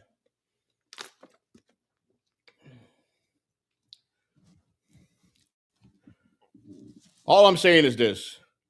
I got just as good of a chance as anybody that's going before to run for president again this time.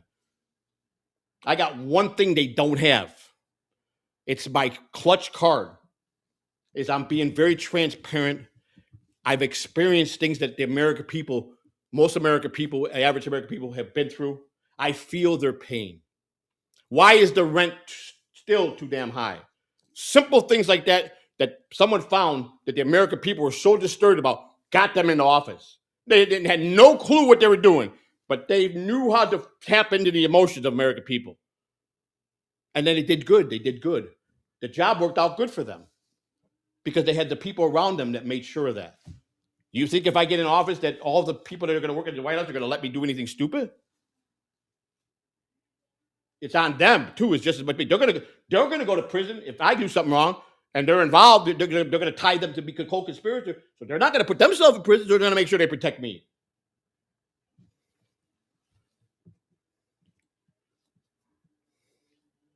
You know, I don't want to sit here and trash anybody. I don't want to sit here, but you guys know the people that you go along. You feel really strong when someone's got me when they're fighting with me on the internet, and you always shake their side, and then you try to sell me how they're a real nice guy. You really should let them be in your life. They're not a nice guy. When they sit there and lie and say they're just trying to bust my balls, they're not. They truly are not. Just like my chat is going so fast right now, whatever's in there, I'll be accused that someone bought views. I've never seen a chat room go that fast. I've seen chat rooms go that had thousands of people didn't even move. I'm talking legitimate channel. So that theory about the chat's not moving, it's bought views, is stupid. My chat just moves so fast, I don't even know how many people are here. I don't even know. I'm looking at my screen here where I'm in it, but I looked over to the right a minute ago and I saw that chat rolling fast. But I'm a scumbag. Okay, that's fine. Of course, the person that wants to sit down and challenge me, he's a fucking history major. Even if I was knowledgeable, he still wins because he knows at the back of his hand because that's what he lived for. And I don't have to bait him because it proves nothing. He's not nothing in the world that I'm trying to go into. And he's not a nice guy. He's got all you guys fooled. I only went to the thing to be you because I wanted to win. No, you went over there because you can't. You're obsessed with me. And you love to make me look bad. You have no compassion for anybody's heart. You have no compassion for anybody's soul. You're a failed human being with all your education, my friend. You're failed at you're more common than I am. And that right there, you should be ashamed of yourself when as educated as you are. And what you desperately seek for approval with the people you want to seek approval with. You're nobody, you're not special. And you're educated, but you think you are. That doesn't sink in your head. It doesn't sink in your head because you won't let it because you're a narcissist and you're a negative person. You are. Of course you're going to beat me in history. You were a history major scheduled to be a history teacher. What do you think? It takes a rocket scientist to figure that out? I passed the Constitution 8th grade. I would have went to high school. I just didn't care about it. I didn't care to plan it in my head for a lifelong thing. At one time, I knew all the amendments. I knew everything. I didn't care. I polluted my body with so many drugs in my life that every day it gets better and better for me to think clearer. And things come back to me. When I tell a story, I'm pretty consistent if I told a story 4 or 5 times. I might have been a little bit tweaked a little bit or might have made something I forgot. But that makes me a liar. Let me tell you something. The best part of that I love is I can prove every theory or everything I said that they say is not true. I can. I have all the receipts for my life. I just say, fuck it. It's more fun to just let them think that. I don't want to be mean to people and make them look ridiculous and that they love to stab over so much and make the people turn on him. And to say that you're a fucking douchebag. Because it'll crush a guy like him. He would literally cry. Without the dabbovers, he would cry. Legitimately would cry. I'm a scumbag because I did drugs But the guy telling me was a fucking addict worse than me. At least 5 out of 10 of them. I'm a scumbag because I'm a felon, but a couple people that came in hard, they were felons themselves. You see what the picture is? You're doing it because you're guilty of your own life. At least I'm a man enough to talk about it. I'm showing my face. I'm telling my name. I'm learning from my mistakes.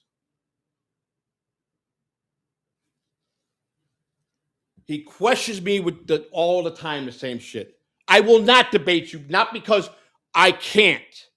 It's because it'd be no value to me doing a debate with you. Zero value for you to get your laugh. I'm not going to hand you another laugh. Because even if I knew all the answers, you're still going to be better than me because you're a history teacher. We're going to slate to be a history. So I'm not going to give you that. Stop thinking I am. Stop thinking I'm going to come on and talk about you every day. You're nobody special, just like I'm nobody special. Live your life, man. Have your fun with the people that you think are your friends and enjoy yourself. Get off my dick. Because it's really starting to get really pathetic. It really is. You really are looking pathetic. And I'm telling you that from a man to a man, if you could understand that. I don't think you understand being a real man. I really don't. I don't think that sinks in your head. I really don't. I really don't think it does. Evaluate yourself why you're divorced. What problems you had with your wife. Don't worry about what I got. I got a great wife, and I got a great relationship with my wife. Don't go around and chat with her, but she must regret marrying him. Because you know what? She hates when you say that. Because I tell her all the time, you don't want to be with me, you can leave. She says, I would never be, if you died, I would not be with nobody. I love you. I don't have to be with you. I choose to be. She don't need a man to take care of her. She's well capable of doing it. Because I give her unconditional love. She gives it back to me. I don't tell her no if she wants to be intimate. She doesn't tell me no if she wants to be intimate. We don't claw at each other. We've had our share of arguments over dumb shit because I let the devil start coming into my life, and it was causing a lot of pain here. She never once, ever got loud with me. I never got loud with her. She never once said, I can't do this. I'm giving you an ultimatum. She just said, it's changing you. I want you to look in the mirror every day to see that you are changing. You're letting this change you. I don't want this change. So just have some consideration to think that through. And she was right. It was changing me to be a rotten, evil person again. But not the rotten, evil person I was when I was in my 20s. A rotten, evil person like some of the people you are rotten. And I don't want to be like that. Because I'm not a lowlife. I'm not. I don't seek out sick stuff. I don't have to talk about jerking off because I don't have to jerk off. I don't do none of that stuff.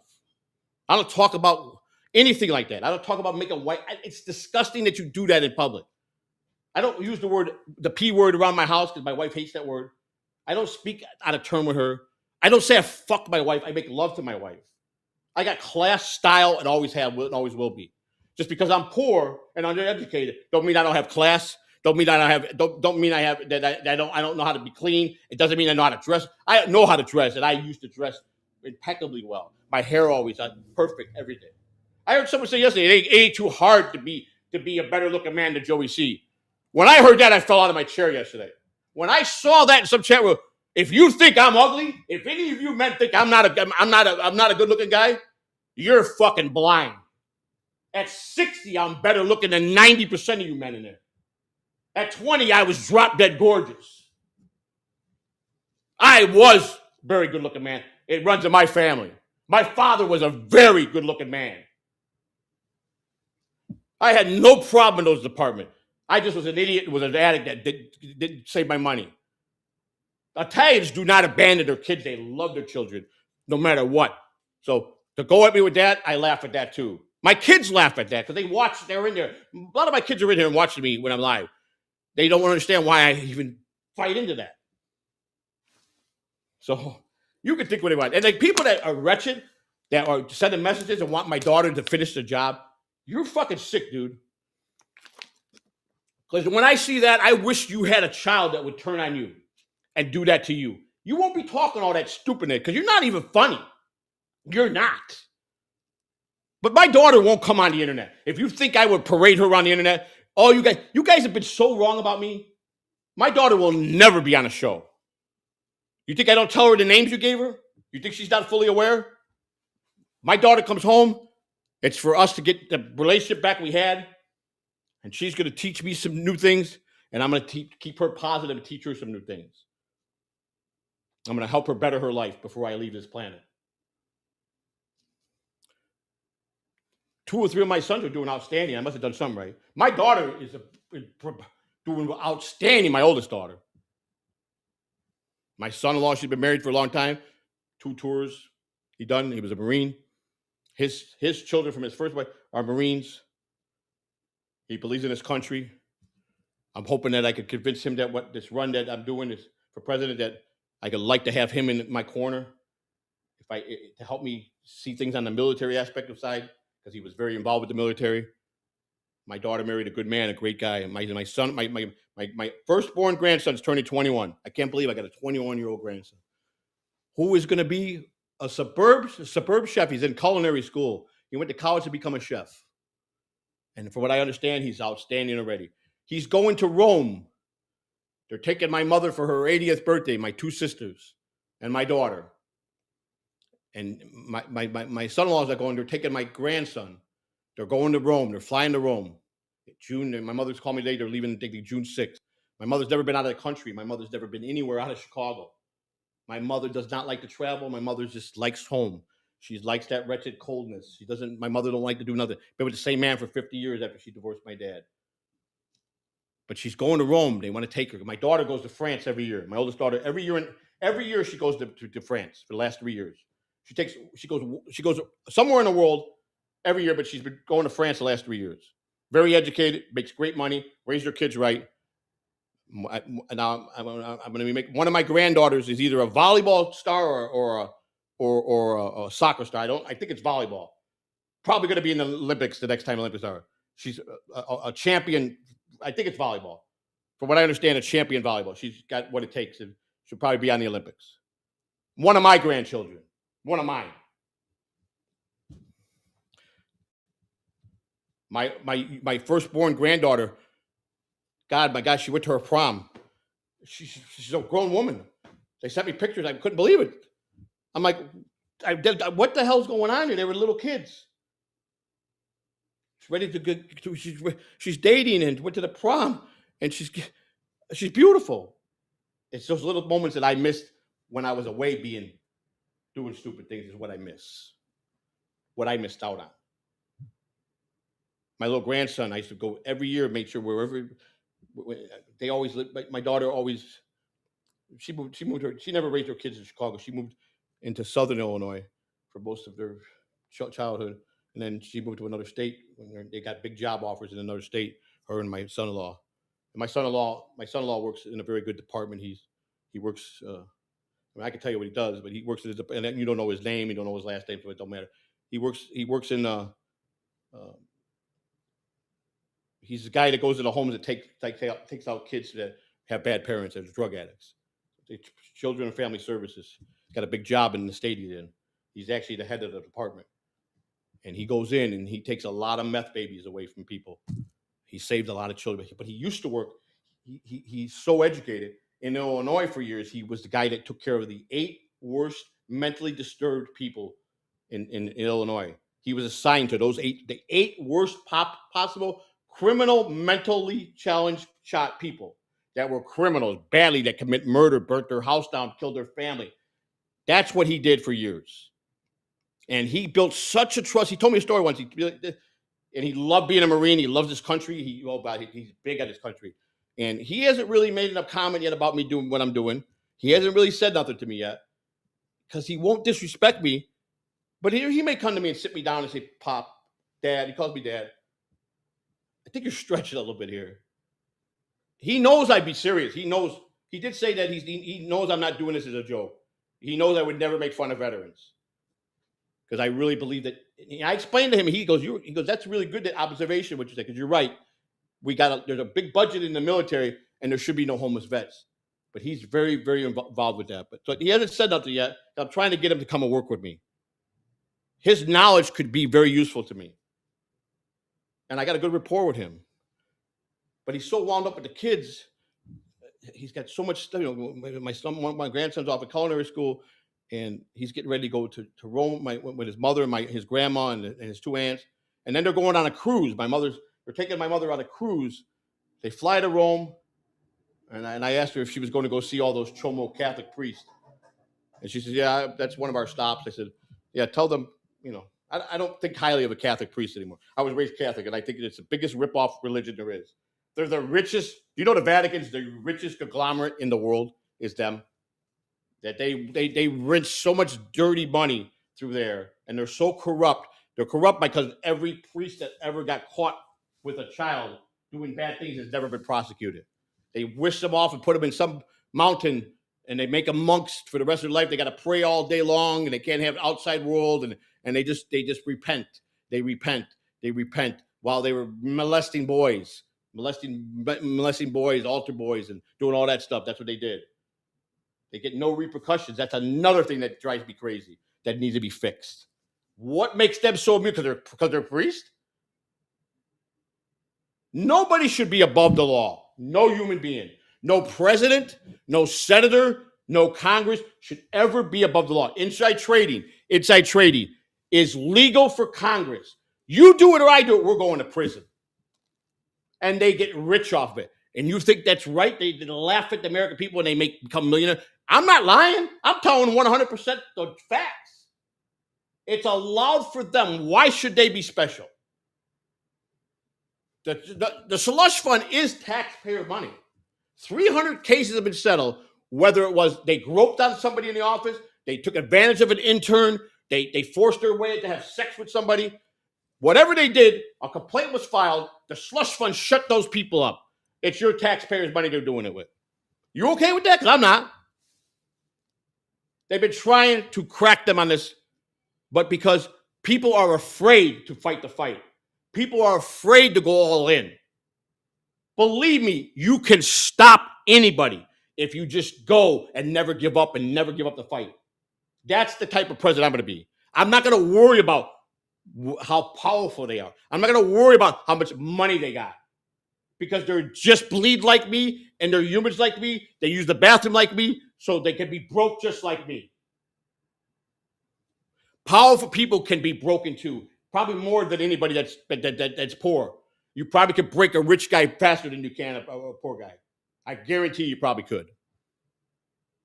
You just got to stand up to them, and you'll make change. I had a big speech today. I'm hoping I can get to it, but I'm trying to make a point is I got just as good of a chance as anybody if I get myself on the ballot. And people, I don't think you should get anywhere. You don't have no clue what I do in Florida every day. I'm going to make Florida, I'm going to shock a lot of people. And then I want to know your thinking pattern. When I'm on Florida, one of the hardest states, and I'm on that ballot, and they see my name on that ballot for voting. Because the rest are going to be easy if I get Florida. It could be cakewalk because I'm determined. Because I want this. It's not a grift. I got no personal interest in this. But I'm an American citizen, and I'm done with the system that they built, the two-party system. They built it where they don't even listen to the American people anymore. We have no say in nothing. That's not what it was made for. That's not what the forefathers did. It's built for the average hardworking person to have a say, to be elected, to do things right for the American people, not for you to get richer, steal, and protect your rich friends. That's not what it's for, or to protect guys like Epstein. It's not built for that. A dummy, a guy that's mentally challenged can figure that out. The problem is nobody has the fight in them or are afraid to stand up to these people. Why would you be afraid to stand up to them? Why? My sister called me every day. You're nuts. You're going to get assassinated. And so be it. Have I ever backed down from anything? No. Then why would you ask me to back down from this? Because it's suicide. Then it's suicide. I've done a lot of things that were suicidal that I did, that I believed in. I'm still here. I know how to finesse. I know how to be with the best in the room and can negotiate. I'll win Congress over, I promise you. When I get done with them, charming them, I'll have what I want. As long as I stay a man, stand up, and treat them with respect, I'll finesse my way through there. I finesse my way through a lot of things. As long as I stay true to the American people and let them know that I will never stop fighting every day I'm in office, I will earn my paycheck. But I will make change one at a time. I will tackle one at a time. One more thing I'm going to say before I go to the rest of the speech so I get out of here is I started it earlier. Our amendments were built 200 years ago. Do you think at some point when they did the amendments and the Bill of Rights and all the stuff they did, you know, in the three branches of government, when they did all this, that they didn't think that 500 years from now there might have to be some altercations done to the amendments? Or do you think, I don't know, this is a question I'm asking. Or do you think when they made them 250 years ago, that they said whether 1,000 years from now, they should all stay the same, nothing should change? Because if they thought that, they're wrong. The First Amendment 250 years ago does not work for today's society the way things are. None of the amendments do. They have to be amended. Things have to be added. Not taken away, not taking rights away, but they have to be some changes. You have to believe that changes have to come 500 years, 250 years later, or another 250 years later. You got to make some kind of, you got to believe in your mind that, yes, they need to be amended. There has to be change and tailored to today's society. Because if you think that they should stay the same, then we're not getting nothing out of the amendments, but getting people to get worse and use them in the wrong way. That First Amendment is used so badly by some of you people, it makes me sick. Because it's written for 250 years ago, it should be different today. There was an internet 250 years ago. I don't guarantee they never planned for any of this, what was going to happen today. They would want to change this and alter it to tailor for what's going on today. That's what needs to be done. And that's going to be a hard sell. That's one thing I know for a fact. There's no way Congress or Senate will even think of that. You want to know why? Because that protects them to be the criminals they are. But you know what? Anybody can be beat. Anybody. You surround yourself with the best legal team in the world, and I promise you, you'll go through more barriers than you can understand. The best criminal attorneys that get people off for some of the worst crime are the biggest lying piece of shits on the earth. But they're so good at bullshitting and so good at finding a loophole that they change laws that people say would never change. All you need is a bunch of good old lawyers that are corrupt in your pocket that will help you make the right changes because they know the loopholes. I want those scumbag defense attorney that got the guy off for murder to be working with me to help me to find those loopholes. Because he's the guy that's going to do it. He's the guy that's going to make me be remembered the rest of for hundreds of years as one of the greatest presidents that brought back the voice to the American people. I'm going to go down in the history books if I can do these things. I know what's broken. You know what's broken. Don't sit there and say, what are you going to do? I can do just as much as Obama, just as much as Biden, just as much as any president. There's a lot of failed presidents that did nothing. There's a lot of crazy presidents that were crazy or paranoid, like Nixon. I once used to make it my life to understand what's going on in the world. I stopped caring. I stopped caring.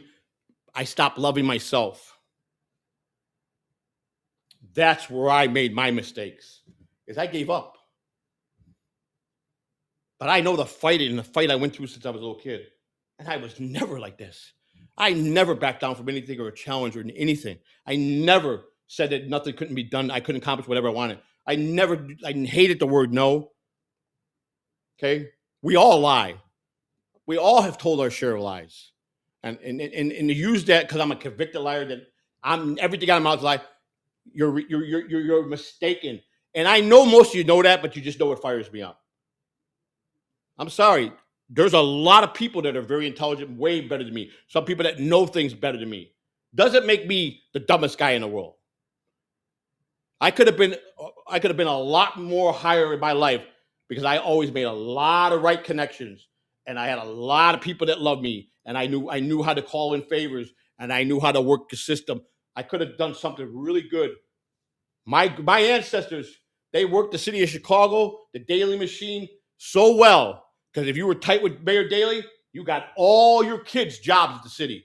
You got all your nephews jobs at the city. All you had to do was finesse a little bit with Daley. If Daley liked you, you got 20 family members working for the city of Chicago with pension jobs. That's how it was. That's how the Daley machine was. It's who you knew. Didn't know how much you educated you were. Didn't know how smart you were. If you were in with Daley, the Daley machine, you had power. You were in with Eddie Verdoliak, the 13th Ward, you had power. Eddie Verdoliak was one of the strongest aldermen in Chicago.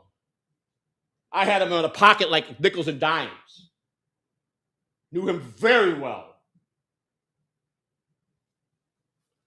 Would do anything for me because he knew that I was a kid that never gave up.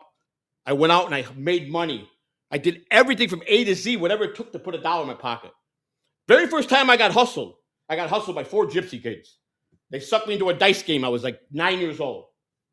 Loaded dice. And I used to wear, as a kid, for like communion confirmation, I had a very nice gold chain with a cross on it. The Italian horn. I had the Italian horns, and I had all the Italian stuff to go around as my medallions. I always wore it with pride.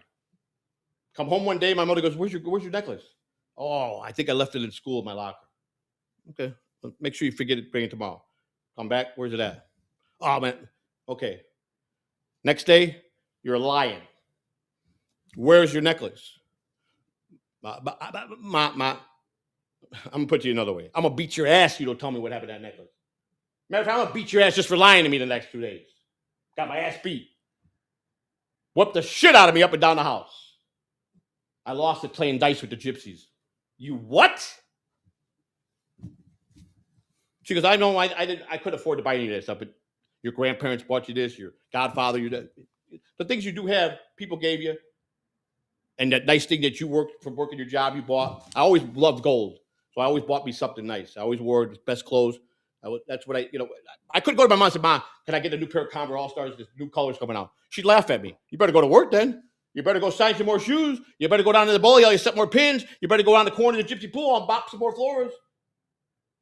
"Mom, can I know you got..." "No. You want them? Go work for it." There used to be this old guy that used to drive a Cushman cart on Southport Avenue there used to be a movie theater on Southport. I think Biograph Theater. I think it's the Biograph. Or the Biograph might be on Lincoln Avenue. There was a Biograph with, I don't know if that's the one on Southport or if that's the one on Lincoln. I don't remember. But there was also one on Southport that they made into a fancy. They didn't tear it down. It was like a piece of history.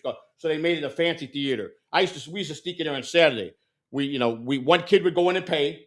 Was $1 to get in. And then we would go to the side door and let all our friends in. And we stay in the movie theater all day on Saturday.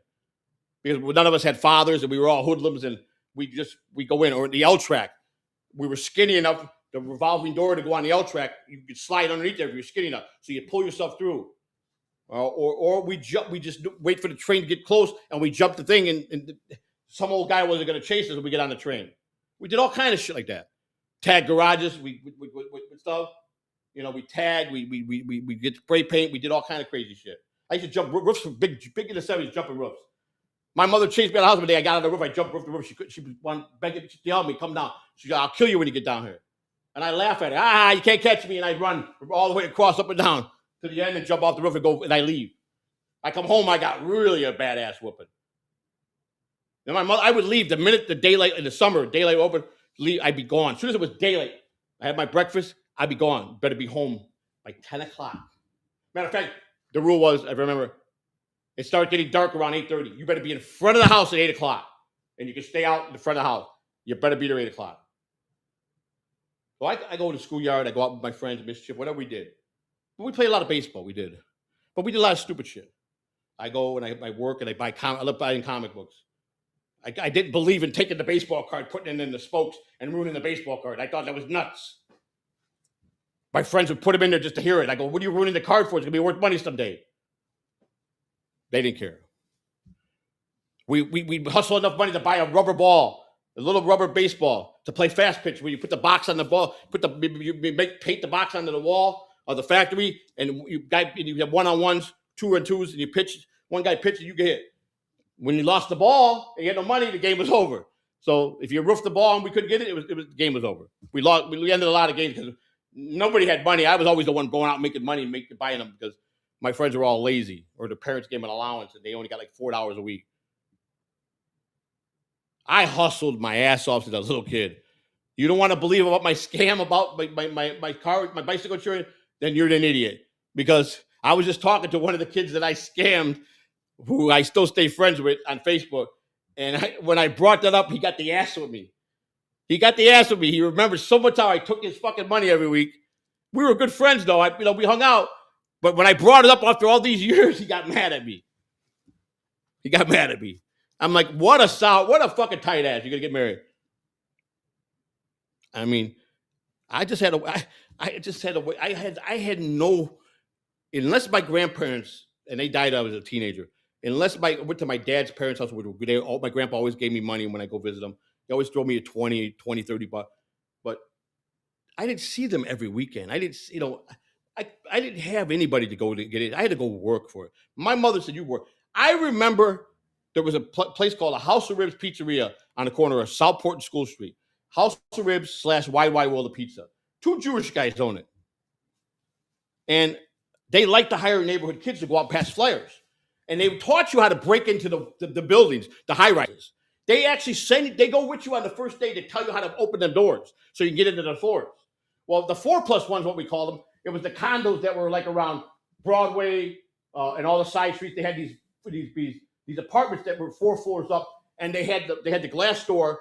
And they had the glass door that came out, and it had the handle wasn't just a little small. It was a big old handle. Well, if you put your foot up against the framing and pull that, it opened the door real easy. I mean, real easy. They showed you how to do it. You put your foot in it, pull real fast, it opened the door. And we used to get chased out of the building because maintenance would come around, and they started watching for the guys. But he hired kids because we could duck and we could run for them. So he told us, don't ever start on the first floor. Start on the top floor, never use the elevator, use the stairs. Well, we got caught a couple of times, got chased out of the building. But, or people would call, we just push them on the doors. But we got a lot of them out. And he pay us, we go out every day and pass out menus. Or I went down to Leo's Southport Lanes. I knew Leo Betts real well and his wife. Leo had the 4-lane bowling alley, which became one of the big famous landmarks in Chicago, which just closed up a couple years ago. I was one of the original pin setters there. Yeah, I pin set. It was 4 lanes, and it was a string. You stand on one side, they bowl this lane. You jump over there and you set the pins, and you hit the lever, and then when if they got a strike, you put them all in. You just pull the string. It was like run mechanically, but he had a string. You pull it and reset them. I can't tell you how many times I got shacked in the knees with a pin because those pins go flying. But I did that. Leo liked me so much, and he knew I was I didn't have a father, so I would go there. He gave me extra work. He taught me how to polish the lanes. I was 16 years old, and he loved me because he used to watch every Cub game. Every Cub game, I thought he was more like a father to me because he was more excited with me being on TV. Every time you see a home run, he'd see me at the plate. He would always say, "Boy, you're like a ham, kid. You always want to get in that picture." I would always make sure I was on the back of the Sun-Times because I would be high-fiving the guys. I'd wait till the guy make the trip and the other players there, and I'd be right in that picture with those guys. Always. I did that myself. I checked on myself in those pictures. My boss used to hate me for it. Stop staying out of the newspapers. Get the bat and go back in the top. Okay, whatever. Never followed rules.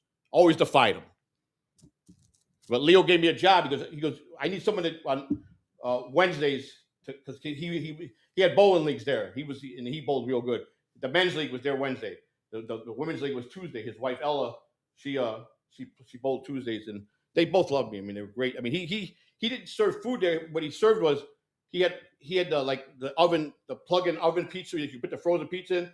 You pay $4 for the pizza, and it's just one of those little ovens that sit on the counter, and you plug it in and you put the pizza in there. Or he had a thing that he run a frozen sandwich through. He had ham and cheese sandwiches, and he had a Darth Vader. He had the old type games in the back, what's that one? Pac-Man, Mrs. Pac-Man. That one that you're flying to space invaders. And I was a champion. I played those games. Kids would come and play me, and I'd hustle their money. I played dumb. I was great in pool because he let me play every single day. You had to put quarters in there because I worked for him. He let me play every day for 2 hours until the pool leagues came. There was nobody there in the back. the bar was all a bunch of old people that were just beer and shot drinkers. He let me practice pool. One thing I was good at, I played pool every day. And I would hustle everybody to come in there. I would play dumb. I had every knack down to a science because I had to make money. I had to buy clothes. I did whatever it took. So if I had to fake and lose a couple games to some of my sad ass friends and then run them for at the end for more money, I didn't care. I was making an honest wage by a talent that I developed. So I hustled them. I got my head beaten one day in Southport, Fullerton. Southport and Fullerton had a pool hall in the corner. I got beat up pretty bad in there. They caught me cheating. And I'm gonna tell you something. That wasn't the best place in the world to be at. A lot of bad people in there. And they took me out back and they beat the shit out of me pretty good. I deserved it. I fought back the best I can, but you can't fight five guys. They knock you out, they beat you, you wake up, you're fucking in the alley somewhere, woke up broken, you're half dead. Okay? That happened to me a couple times. I'm not afraid to admit that I got my ass whooped. Anybody can get their ass whooped. It's the point is that I didn't back down from it. But I had the people in the neighborhood love me on Southport Avenue. I had all the little old ladies. They used to give me the pop bottles. Get 10 cents a pop bottle. And I used to hustle to give me all the return bottles. I cut their grass. I used to go Christmas Carol. Did whatever it took to put $1 in my pocket. I did everything and anything. Everything and anything. I convinced people that I was selling them jewelry, these fancy rocks that people used to put in front of their houses around their shrubbery. You go buy those fancy rocks, and they had this one rock that had like glitter in there, and it had like a little glass thing over the rock, and they were fancy. I go at nighttime dressed in all black, and put black hat on, black bag, put fucking the shit on your face, and I go like I was fucking what was that show?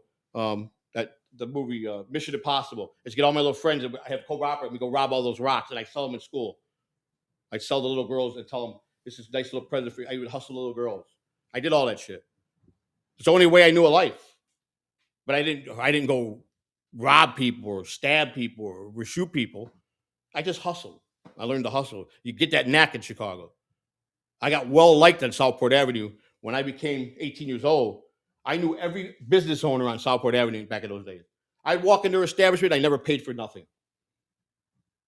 They all knew me. I worked for all of them in some capacity. Joe Lagawa's Pizza was right underneath the L track in Southport Avenue in Roscoe. Joe took care of me the best in the neighborhood. When I went there for dinner, he wouldn't let me pay the bill.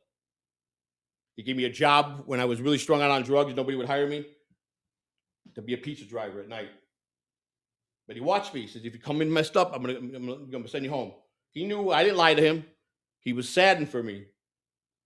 He saw I was a young father. I was struggling, and I was getting worse on cocaine. And he tried to help me, but he employed me. And I delivered pizzas. I made $80, $90 a night. I did, but half of that went on drugs. Half of that went back in the house. So I did it for all. If I had to put the other half away, and then took care of my kids with the other half, I would be successful today. But I didn't. All I cared about was drugs. But no matter how messed up I was. My kids were sick. They were at the hospital. I never left their side. I just wouldn't. I don't believe in that. It's not me. It's not my character. But I done a lot of things good. I did a lot of things good. I saved my sister's life when she owed a drug dealer $9,000. That's why I'm so close with my sister.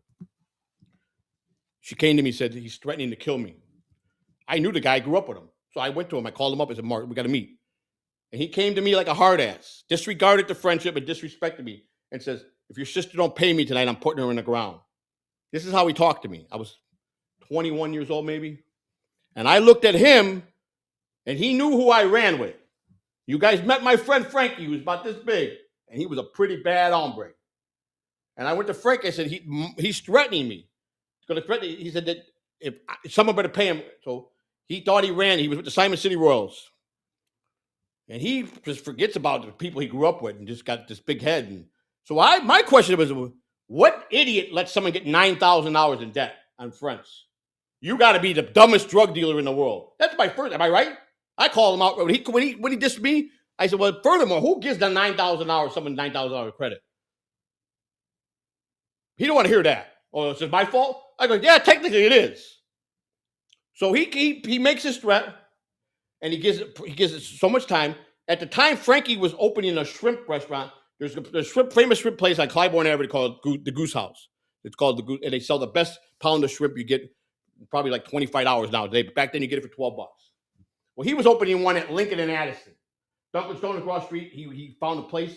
It would have been fucking booming. He put about 30, 40, 50,000 of his drug money, fixed this place up, all new equipment, grand opening.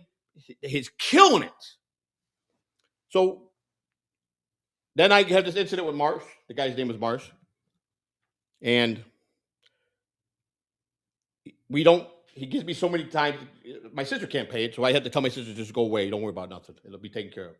So now I'm on the hooks because I put my injector because he's my sister and I don't want my sister to get hurt. So I rather, if they're going to do something, let them do it to me.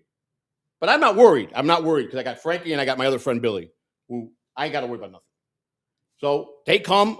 He calls me. He says, "Where you at?" I told him I was at. He goes, "Oh, by the way, I want to talk to Frank too. He's in my territory. He's got to pay up. He's got to pay me an envelope every week." I laughed at him. Frankie said, "He's coming to see me for my sister's money, but you got to pay him an envelope." Well, Frankie was with the Disciple Gangsters, and he was a pretty big high up Arky in there. And Frankie laughed at him. So he come in all stupid. Came in all stupid. He shoots Frankie. Shot Frankie, ready to kill me. Frankie will tell you the story. I tried to give him a story. He's still got the bullet in him.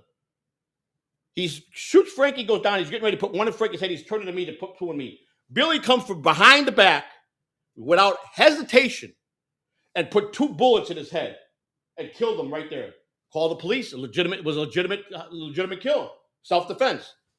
But because who the people they are, the cops say, nah, he's arrested for murder. So they arrest our friend Billy for murder. Billy was pretty big. He made a lot of money. He was a white. It was funny because Frank's a Puerto Rican, I'm Italian, and Billy was a white guy. I promise you. Billy was what we call redneck. Not a lot of rednecks in Chicago, but he was. But he knew how to make money. He's the guy, you could look his case up. He went to Iowa and bought up half the town and became one of the biggest meth dealers in Iowa. And an Italian guy, young kid, turned in to the feds and got all of them put in prison. And his wife, the minute he got arrested, she was beeline to the next dealer to be with a dealer. He had given her like hundreds of thousands of jewelry. He had all kinds of stuff in the safe. She sold everything, didn't help him out, took all his money, and left him. He did, I think, over 20 years. He just got out, I'm going to say, within the last 10 years. Billy got out probably 6 years ago. But he was one of the biggest rings, one of the first biggest rings busted in Iowa. And it was this young kid that took him down. Everybody went to prison. His own brother ratted on him. But he got the most time. They all got deals, and he didn't. He got the most time. He did his time, not the first time. Came out, and I didn't get to see him. We could come out because but he invited us. Frankie saw him. He had a big shindig at his house, and and he's laughing about what his ex-wife did. What do you think a whore's going to do? A whore's going to run and go over to the next dope man. That's what she did. Because I remember when we saw her out in public while Billy was first got arrested. Frankie told her, "Get your ass up out of here, man," and told the guy, "Get your fucking hands off her. That's my best friend's fucking wife." And the guy, that's how he was, which is right. You don't fucking flaunt that shit. He just got arrested. You're already dumping him. I mean, everybody knew she was a fucking just in there for the dope. But that's what happens when you marry a pig like that. That's what's going to happen. What do you think is going to happen? So he does his time. He put two in Marsh's head.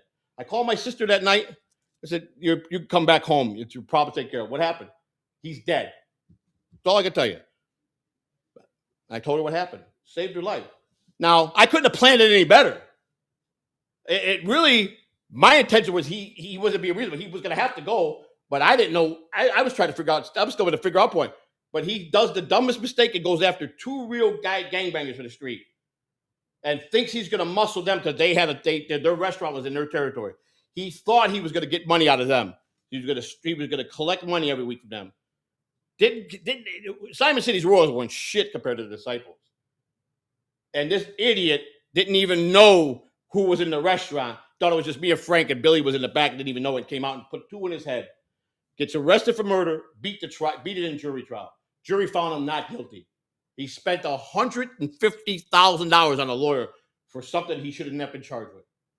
That's because the system is broken. Because of who he was, the cops they've been trying to get him on peddling dope, so they couldn't. So they go ahead and they arrest him for a clean, obvious self-defense.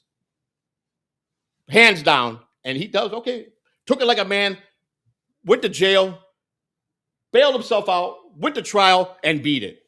but he spent a lot of money. Frankie's restaurant was immediately closed, lost his license. They closed it down. He was open. His first month, he made record-breaking money. That thing he would have been a millionaire off that restaurant. It was his best thing he ever did, the smartest thing he ever did. I was proud of him. But he was getting older. He wanted to stop being a gangbanger, and he wanted to do this. And he was going to open chain. He was going to open them all over. He just had a feeling that he was right. But because your past will always come back to get you. If you're not accountable and not transparent about what you've done in your life and make amends for those things, your past will catch up to you and destroy you. You think I don't know that? You think that's why I'm talking about and being very vocal about what I've done? Because by doing this, when they do come, if I make it on the ballot, and when I do, I'm going to be a threat to them. No matter what you think, I'm a candidate that's never been a candidate, that's not know nothing about politics, who's a loose cannon, that was an addict, who's been in prison, who's done a lot of bad things, is now in their ring. You think they're not going to strike back at me? Because guess what? They are. So they're going to go look. The first thing they're going to do is look for anything they can get on dirt. I've already disarmed them. Because by then, the American people are going to be on my side. And they don't see this coming. But so now what's their next option? Now they're going to have to maybe they're going to take a chance to get violent. I've already got that taken care of too. That won't happen either. All I have to do is convince the American people that I'm 100% transparent. I'm going to bring integrity back, and I'm going to give them a voice back, and I'm going to fight for everything that they believe that is wrong, as I do. Fight every day to make changes. I'm going to tackle one thing at a time, one day at a time. We're going to knock one thing out. We're going to win some, we're going to lose some. We're going to build a good rapport with Congress and Senate and have a working relationship with them so we can get these things done. There's a lot of stuff that's going to be hard, but there's a lot of stuff that could be changed. There's budgets that you don't need to tax the people more. They just misappropriate the money. Prison reform is important because it will lower crime. Recidivism will go down, I promise you, if they just follow through, which what some of the presidents had tried to do. They never went through with it. If you just follow through and give the people that deserve a chance, I promise you they'll want to come back to be a citizen that pays taxes. I promise you, because I know how these people think, because I've been one of them, and I know if they get a chance for someone to believe in them and someone just give them a chance, they will come back to what they're known to be, a good American citizen to pay taxes. They will. They will. But when you give them and you treat them like dirt, and you treat them like they're a murderer when they're not, and you treat them like a common trash like they're a number, of course they're going to become. They go in with no knowledge. They come out with being a better criminal, because that's what prison teaches you. If you don't have reform, it teaches you how to be a better criminal. Not always be the best criminal, but it teaches you how to be able to go further in more crime. Doesn't make you that you're going to be a smart criminal, because most of those guys are dumb. See, a guy that don't get caught for years is a smart criminal. A guy that barely got arrested is a smart criminal. If you get arrested all the time for being a drug dealer, you should change your profession. I told many guys that. You call yourself a drug dealer, you've been arrested, you've been in prison 7 times for being a drug dealer. You're not successful. You rob houses, you've been caught 5 times, you're not a good burglar. If you don't see that, you're wrong. I don't judge people what they do for a living. I never did. Ain't my business what the next guy's doing. I'm out here hustling too. It's not my business to get involved in his business. People say that's wrong. It's not wrong. You should never worry about what other people do. Worry about what you do. Because if people are bad, they will eventually get caught up, either get killed or go to prison. But the law will always win. The law always wins. Government is winning because we allow it. They built it where you can't even touch them. You're telling me a president's above the law? What if you think that's what the forefathers, that presidents should be above the law, be treated with special kindness and not be charged with anything? Are you kidding me? Trump was charged with all this stuff, and it's all miraculously turned around. He flipped the script on all them. Now he's going after everybody, accusing them of election fraud and all this shit. Trump came back to be president this time, I believe, without a doubt, and I could be wrong. This is my opinion. He came back to win again, to get even with everybody that turned on him, because he's a rich, powerful guy that does not like people betraying him. That's obvious. That's the common sense way. He took office again this time so he can get even and bury all his enemies. And he's doing that. He's doing that very well. He's powerful, but he might be a bigger piece of shit than anybody if he's involved with Epstein and the things that he's not letting out. Because if he is, and if Clinton is, they need to let people know what they were. They're going to get They're not going to ever be trusted, but they may get some forgiveness they might save their souls, and they might get some forgiveness of the American people. Someone made a comment yesterday. They guarantee, this is someone in the chat room, I don't even have to say, they're going to know when they hear I say it. They guarantee if I become president, I'm going to cheat on my wife. Are you fucking crazy? I don't even look at other women. Why would you even make a statement like that? My wife will never have to worry about that. Why would I go to become president? If I want to cheat on her, I'm not a bad looking guy. I know how to play the field. I could go out and cheat on her now. Why would I wait to be president? I can get a dime piece without being rich. I know how to sell that, fucking close that deal. I don't cheat because I love the woman and would never do that. To make that statement just to be laughed at in the chat, to get along with your friend, you're a fake, phony person too. That's why you're blocked. That's why am I king? You're blocked because your intentions have always been phony. You're a fake dude, man. You're a liar and a fake dude. My wife's never done a damn thing wrong to you, and you're gonna put that out there and say that and start that nasty rumor? You're wrong, buddy. I don't even look at another. I would never cheat on my wife. I would never cheat on anybody that didn't do it to me. She don't do it to me. She treats me like a king. She treats me like I mean everything. Why would I throw that away? See, foolish people, smart people, educated people, sometimes they're the dumbest people in the world. No common sense. And you say things to fit in. That's fake, man. Don't say things to fit in. Be yourself. You don't like me. People don't like me because you want to know why? Because I won't let them beat me up all day long in chat rooms. I won't let them say all these things about me and I come back at it. That's what they don't like. That's why you don't like me. Because I stand up for myself and you guys can't stand it. Because you want control of the internet. You want control of everything. And you want me to take it and just keep my mouth shut. Life don't work like that. Only dumb people do that. But when I cross over now to do something serious that is good, now you're talking about the entire United States, and 70% of the people are furious about the inside trading, are furious about why the rent is still too damn high. All it takes, if I could connect about the rents alone, I'll sail through this election as long as I get out. As long as the thing is for me is to get on the ballot. Getting on the ballot, once that's done, to sell myself to be president is going to be easy because I'm going to be 100% real and show my real heart. And I'm going to tap into the emotions of all I feel their pain because I live their pain. Not a lot of people, no president can sit there and say they feel their pain. None of them been drug addicts. None of them streetwise. They all been spoon fed with golden spoon and all rich. They know nothing. They only could just sit there, listen, and speculate. They don't really care. They can't connect with anybody. I can. My life is my strength is my entire life of mess ups is what's going to get me into the office because it's real. People love to hear honesty. They love to hear someone that has struggled and bounced back and got up and fought. That's what the American people seek in their leader. That's what they want. They want those leadership qualities. They don't want a guy up there that's from an Ivy League school that talks very well and talks so well that you get memorized and believe everything you say, and then turn around and laugh at you when they're behind closed doors. That's what they have fought. They have programmed the American people to fall into their system. That's what they've done. And you guys just have accepted it. People just are done with it, so they accept it. I talked to a bunch of people the other day. I talked about 10 people. The average they were 27, 29. And they said, the truth, man, I'm done voting. I'm never going to vote again. I don't trust none of them. And that was saddened me. And at that point, I didn't tell them who I was or what I was doing. So I kept talking with him, got a good conversation. We just have a conversation. I went and bought something off of Marketplace, and he had a bunch of people at his house, and that's how I struck with the conversation. I bought a printer.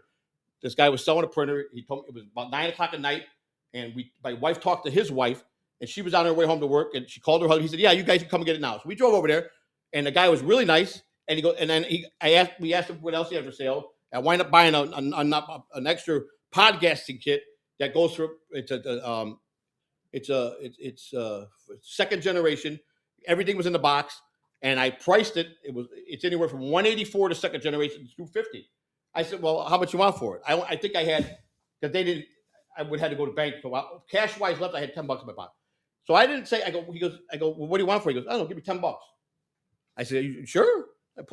And I came home and I priced it, and I'm like, if I just turn around and sell this, I can sell it used for $150 and make that's a nice product. But I like it. I got it hooked up. I haven't used it yet, but that's how I like that's how I hustle. Okay, everybody. I didn't know Dead Fool had put out the business that he gave me $500. You guys think I fucking conned and robbed him? I've never conned and robbed him ever, ever. So now I'm gonna buy storage units since Rocco don't have to give me no money this trip, and I'm gonna let Rocco do the storage forestry, and I'm gonna get out and hopefully I'm gonna buy a few units this week, and that's where his money's gonna go. All he wants to do is see the show. He was all about him seeing the show. He thought there was something in this. He told me, he goes, I hope it didn't kill it, because he really thought this was the one time I was finally onto something. He told me that last week when I had dinner with him. He said that the storage thing, I really thought you finally hit it. You finally hit your winner for streaming. He goes, I really think you've got, this is it. He goes, it was funny. You were good at it. He said, it took you a long time, but you found it. This is what you should be doing. Then Rocco approached me and he took it away from me by making it wait for months, and he got mad because he felt it killed what I could bring to it. And it may have. Maybe I have to keep a storage portion. Rocco gets all the glory, and all I do is I buy the stuff and make the little money I'm going to make. So that's on me. But he was right. I knew it would be good. I knew the people would like it. Because it's real. It's something real. So, like I said, I'm not here to be your enemy. I'm not here to debate whether I'm the right person to run for president. I'm not here to say I'm the smartest guy in the world. I'm not here to say I'm smarter than you. I'm not here to say that I got more education than you. I'm not here to say that I'm a politician. I'm not here to say that I'm not a drug addict. I was a drug addict. I'm not saying that I wasn't a piece of shit, because I was. Everything you say I was. I'm already accountable. I've owned it. It's done. That's it. What you get from this point on is your own stupidity of being dumb. There's nothing new they're going to find. Now, all of a sudden, they want to throw the sex tape out. Okay? I addressed that too. So, yes, there's one that exists out there. Yes. Yes, and Melton has it. Yes. Moody found it in New Zealand somewhere. I didn't know. I thought it was gone. I didn't know. I never thought it would emerge. But if they show it, then they're going to get in trouble. That much I do know. They're going to be cross the law. That's why he's never shown it, because he knows that that's one thing he can't do. But yes, there was one. Big deal. Wow, I experimented. I did something that probably every American couple or every person, every dude wants to do. Make a home porno. Wow, I did something so wrong. If you don't like it, I'm sorry. If you happen to see it, then you see it. I got no shame over it, and I'm not going to defend it. It happened. It's over with. That's not going to hurt me. Bill Clinton got a blowjob in the White House. That's definitely not going to hurt me. So again, you people are looking for angles to try to hurt me. Anything that's been done on me will not hurt me. The only thing that will hurt me, if I don't change it, and I kid the pattern, if I keep dropping the N-word, it's going to destroy me. Even if I'm goofing around in satire, it's going to destroy me. That much woke me up that I got to stop that. I'm not prejudiced. I just try to roll and try to be funny. It's not even funny. It's a serious thing that I did, and I should do it. I tried to make Amends with Big Black. I didn't mean to do that to him. I hope he understands that. And I was wrong. That's the one thing that could hurt this campaign. I'm out bounce out, because there's nobody going to put up with that. So I have to change some things. I have to separate. You're right. Let me finish my speech. I think I'm getting better. I'm getting more knowledgeable. I'm not going to debate nobody in the Diverse. Don't even try. I don't care what you put out there. I'm not responding to you. I'm not afraid of you. I'm not going to debate with anybody that's not worth, they're going to be any benefit to me in the real world. Debating a history teacher that's a history teacher who will smash me on the ground would be the dumbest thing I could do. I don't want to keep making myself look bad for you tards to have a laugh. I'm not your clown. I'm a human being that knows what I'm doing. I'm not a criminal anymore. I'm not a woman beater. I'm not bad to my children. My wife's not a prostitute. Stop. Grow some balls and realize the things that you come after me for are dumb. You ain't getting nowhere. You ain't running me off anywhere. You're not doing nothing. If you think I don't know how to spin something that you guys are trying to do and make it a positive for me, you underestimate me. And you know, I will be, you know that I could be a piece of shit. And I'm going to say it right now. I don't care what any of you think. If I get any information on the people that have been hard on me, I'm going to dox the hell out of you. I promise you. I'm going to make your life as much of hell as you did to me and my wife for you. You could tomorrow go on every show and call me a piece of shit. I don't care because I'm not watching no more shows. I don't care. If you have messed with me in any way, and I'm talking mess with me in a serious way where you were trying to really, really do some damage to me, and if I find out who you are, I'm going to find out your background and I'm going to destroy you. I promise you that. That's a promise I'm going to make to you. Whether you want to go send that video right now to the President of the United States or to the election board. If you come at me and try to smash me in and hurt me physically or hurt me by taking away just by doing stupid things to me, and not you sell it as it's just joking and we're just busting your balls, because it's not. You know who you are. When I find out, I'm going to do everything in my power to destroy you. If you play anything off of my Patreon, I'm taking your channel away from you. I'm letting everybody know now. If Catalano Network plays one thing off Patreon without my written consent, his channel's gone. And I don't care what you think of me. Again, your fantasy land is not going to make or break my campaign. I'm a real person that speaks really from the heart. And people will understand the anger I have. They'll understand that how accountable I am. You guys are really not thinking through clear that, because some people are saying, what if he does win? He might win. He's definitely got the moxie to do it. He's got the talk to do it. He might not have the smarts of government, but this guy might do it. You ever think of that? That I could be the next president of the United States. And I will not use it to hurt anybody. I'm going to do it to help every day I get out of bed to help the American people. That's my goal. Not for gain, not for power, not for being rich, nothing. I don't care about being phased that I'd stay in the White House. It's really not that big with the quarters for the president. It's nothing big. I've lived in very nice homes. It's the point that I'll be able to do something. I'll be able to really do something that's worthwhile in my life to help other people. That's what this is about. That I can finally do some real good for people and help a lot of people. Because I'm going to fight every day. And I'm going to get things done. I might not get everything I'm talking about, but I'm going to get more things done than what these lazy presidents that don't do nothing. Because I'm going to get up and fight every day for it. I'm going to learn government as I go along. That's going to come natural once I'm in the office. Okay? So if you really cared about your country and you really, really want to you just say that you're just busting balls, then do that. But don't say that you're doing that and you're not. When you're trying to prove it, I already know you're smarter than me when it comes to book smart. I already know you'll blow me away in history. I understand that. So does everybody else. What are you proving? Why don't you tell the truth? It'll relieve your soul that you have been very jealous of me from day one. You've hated me from day one. You really have. And you've always tried to make me look bad, even when you know I'm telling the truth.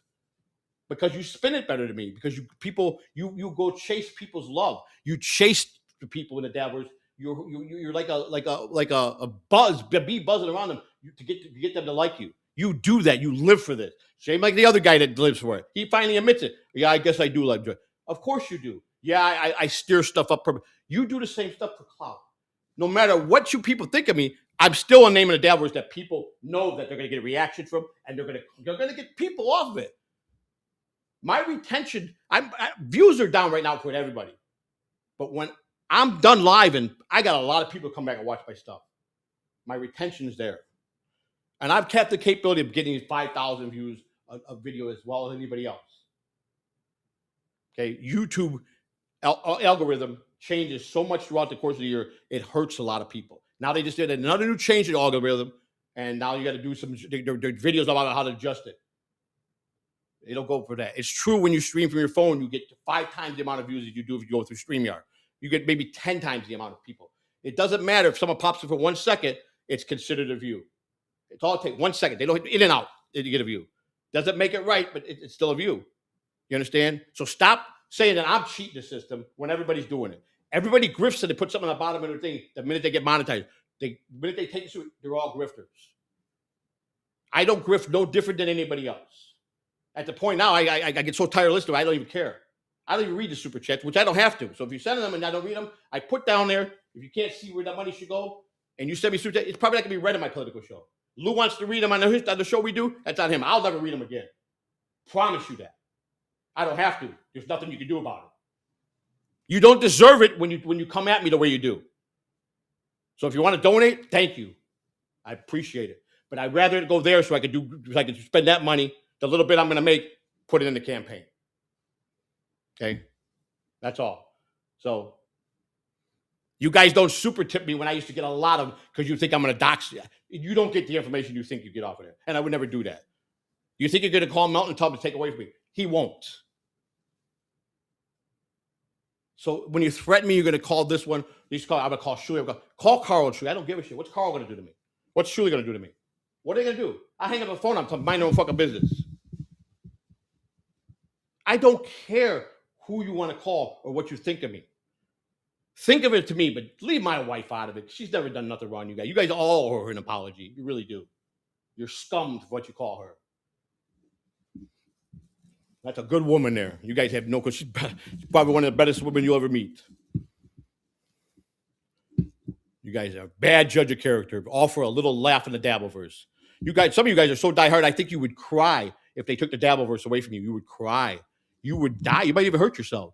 This is how much you live for this. This Dabbleverse is puke, wretchedly puke. There's nothing positive about it. And I made the biggest mistake of my life entering into it. That's on me. I put it out there. This is what came back. Bad mistake. Another great failure for Joseph Catalano. But a very, very, very valuable lesson in this one. I learned a lot the last 2.5 years in the Dabbleverse. A lot. I learned that most of them are so dumb. Most of you are so dumb that I could play a role of being dumber than you. And you guys will make sure you get it out there. I'm the dumbest guy in the world. So easy. You guys are easy. Very easy. Because a dumb person wouldn't know how to file the paperwork to run for president. Okay? Someone made a comment, all I did was add the vice president. But that's all you have to do. He doesn't get no special paperwork. You add him onto your paperwork. That's what's registering the vice president. That's how it's done. You add the vice president on your ticket. He's not running. You're picking him to run. So they don't vote for him. If he's on your ticket, they're voting for you. You're just bringing him along. So there's no special paper for the vice president. Yes, I did it right, but someone wants to make a big deal. So now I'm going to register now. Well, I hope you. What are you trying to prove? Yeah, if you meet the requirements, anybody can do it. What does that prove? That you're better than me because you registered? Are you going to do anything? You're making a joke out of it. Why register if you're not going to do something? You're not going to do anything with it. At least I get up every day and I try.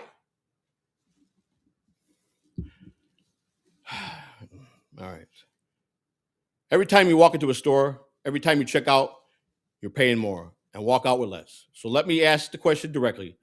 Why are groceries still so damn high? If they're going to get back the tariff money, if they're getting back the tariff money, are they going to give back a check to everybody that has overspent for the last few months? So they're going to refund us because they're getting all their money back. So there's no reason they need to lower prices and give us back our money. You'll never see it. They don't care because they're rich for a reason. Is it fair? No. But we allow it. There's more of us than there are politicians. We stand as one. We get these things done. That's what fighting is about, what you believe in.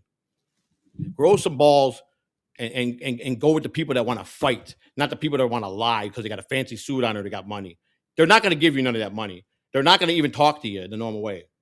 So if you think that, you're wrong. I'll come in anybody's living room and sit down and talk and shoot the shit and break bread with them and listen for real. I've got just as much of a chance as anybody else. In some cases, in some states, I might have a better chance. You think I'm lazy? I'm not. I've lost my spot by speech. So I'm going to read this and I'm out of here. I appreciate everybody hanging out. I don't even know how many people are here. We got 100-something people here. Okay. I don't care. I usually don't look at it. All right. I think I read that. Where was I? Okay, yeah. Let me start with here. All right. Trust in government is my next. Trust in government and accountability. I want to hold the government.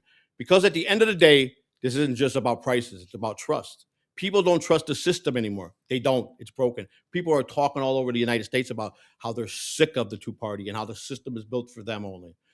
Believe me, it's a lot more than you think. A lot of you guys are feeling the same way. You just won't admit it because it's me. It's okay. That's fine. That's your choice. Because it feels like when something goes wrong, the people pay for it. We always do. We always are the ones that are penalized. Trust me, the government don't take nothing out of their pocket.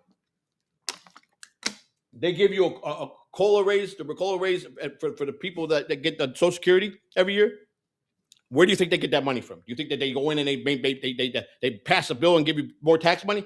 They cut the food stamp program. They take whatever they give you, they take away from each person that gets food stamp. All they're doing is Peter and Paul money. Oh, I could do that all day long. I could Peter and Paul money all day long. I'm very good at that. That's all they do. They make it look like they've done something for you. When who is it? Babe, I'm on the air. Chrissy's here. Chrissy? Hey, babe, can you get the door? Christina. No, hang on. I'm on live, but Chrissy's going to come open the door. Hang on. Hang on. Give me a minute. She's in there. I didn't think you were coming over. Yeah. All right, I'm on there. I'm almost done. So, no, she's not. She's in there. She was doing some kind of homework or something. I don't know. Can I come in? Yeah. You didn't hear me say it, but you heard her. She's tone deaf for me. Yeah. All right, sorry, my sister interrupted me. She just come home from work on her way home. All right, where was I? The people pay for it, but when something goes wrong, the benefit doesn't come back to them. That's the problem. People are tired of it. They're tired of feeling like the system works for everyone else, but not for them.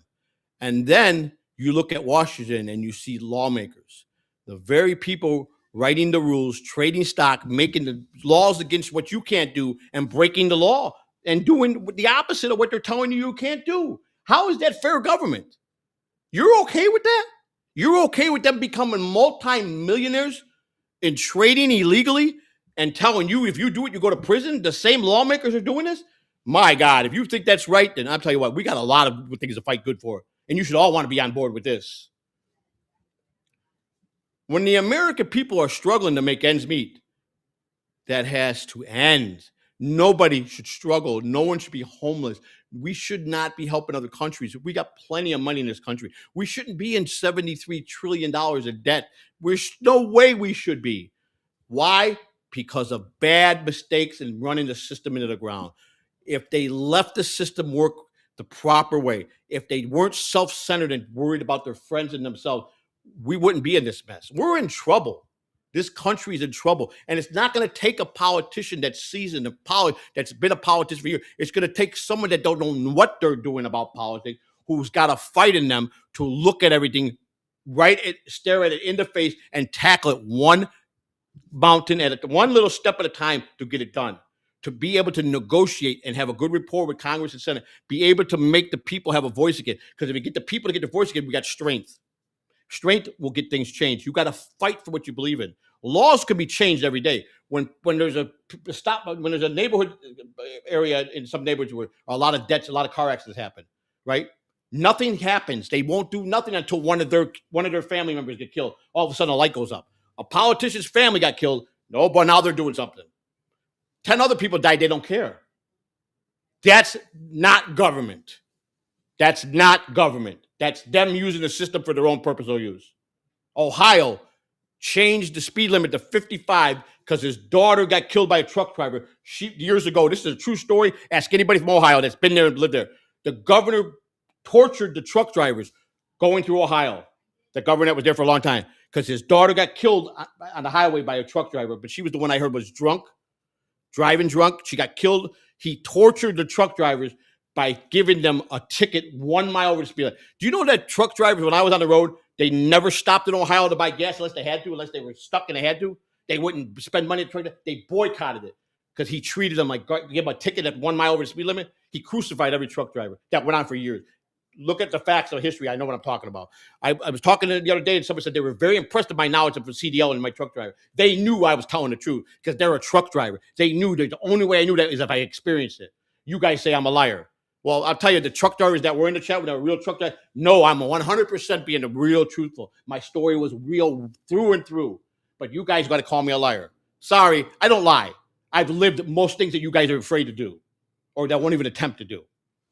I've been through hell and back, but I've done a lot of things. And all my stories, I could prove each and every one. I don't have to, and I won't just to satisfy you guys. I won't. You believe what you want. But if I do make it, I'll help you too. But don't think that now you got a friend, because you don't. I will never forget what you did to me.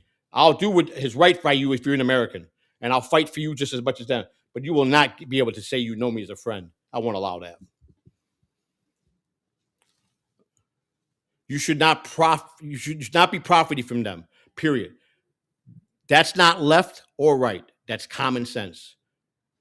Let me say this in the clearest way possible. This country does not have a money problem. It does not. It has a fairness problem. That's true.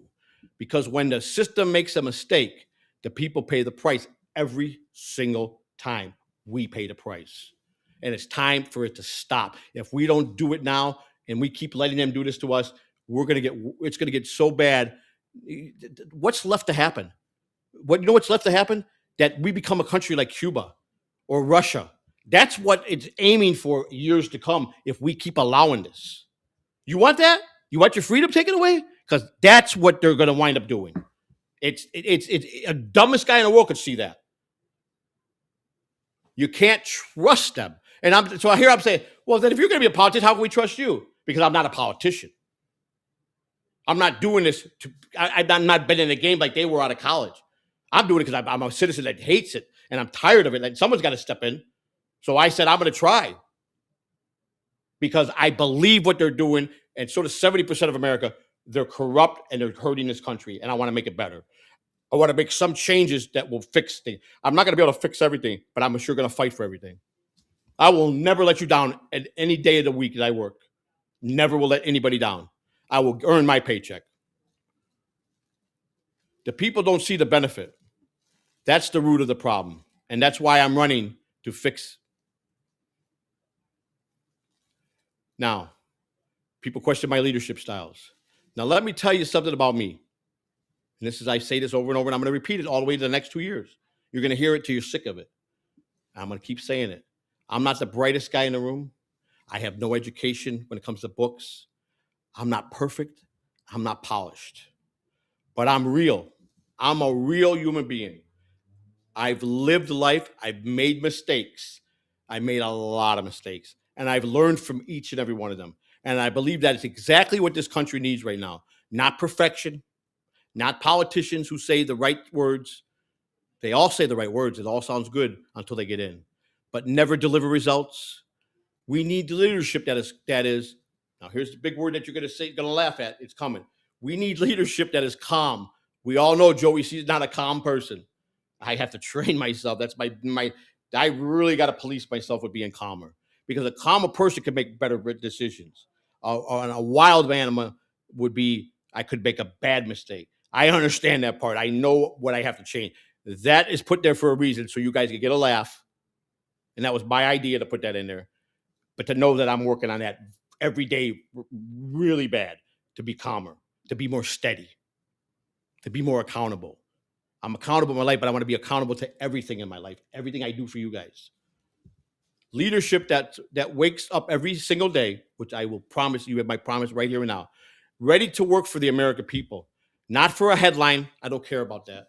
Not for power. Power's overrated. I'm not some rich conglomerate guy that owns stuff, but I need to make strategy moves and have power meetings because I want to be more richer. I'm never going to be a millionaire. I'm doing this as a civil servant that cares. Not for headlines, not for the power, but for results. I'm doing this so if I can make a difference and make results. Here's my plan of action if I'm in as president. Here's how we do it. We don't try to fix everything at once. I think I covered that. We go one issue at a time, one bill at a time, one solution at a time. We work with Congress. That's a given. I have to work with. I have to build a rapport with Congress, because I'm going to need them to present what I want to get changed, so they can take it, and it can get voted on, and it can get made into a bill, and then from a bill it could be into a law. From a law, it could be to where I sign it, to where it comes back to work for you people. If I'm looking at, I know I pull up everything on every president, the last 5 presidents, what they've done, some of the things I talk about that's already been in play. I've got printouts of what they started, what money they put in it. I'm very good with numbers. I know that the veterans budget is from the military budget is tremendously. Even the prison budget is outstanding. They just don't do nothing with it. They give it to the wrong people. every state penitentiary gets federal money every year to make sure that the handicapped that are in there. Not saying if they're guilty, they're still human beings. You don't fucking throw a handicapped guy that can't walk and dump his wheelchair because he didn't move fast enough. That's what they do, and that's a fact. They'll take you and dump you and make you crawl back. Some people can't move until they're stuck there until someone helps them. But you usually get those officers eventually get them out of there. They rape the women. There's a lot of officers that rape the women prisoners. Some of them give it up willingly because they want to be hoes, so they get cigarettes and makeup. But a lot of women there don't want to be bothered like that, and they do take advantage of that. The handicapped, they break every law that's possible. My daughter, I gave her one promise. She wants to fight. She wants to make it better for anybody else that's deaf, that they never struggle what she went through. Then we do it this way. We take it to the hill. We take it to the hill, and you tell your story, and you fight for all the next people to come in.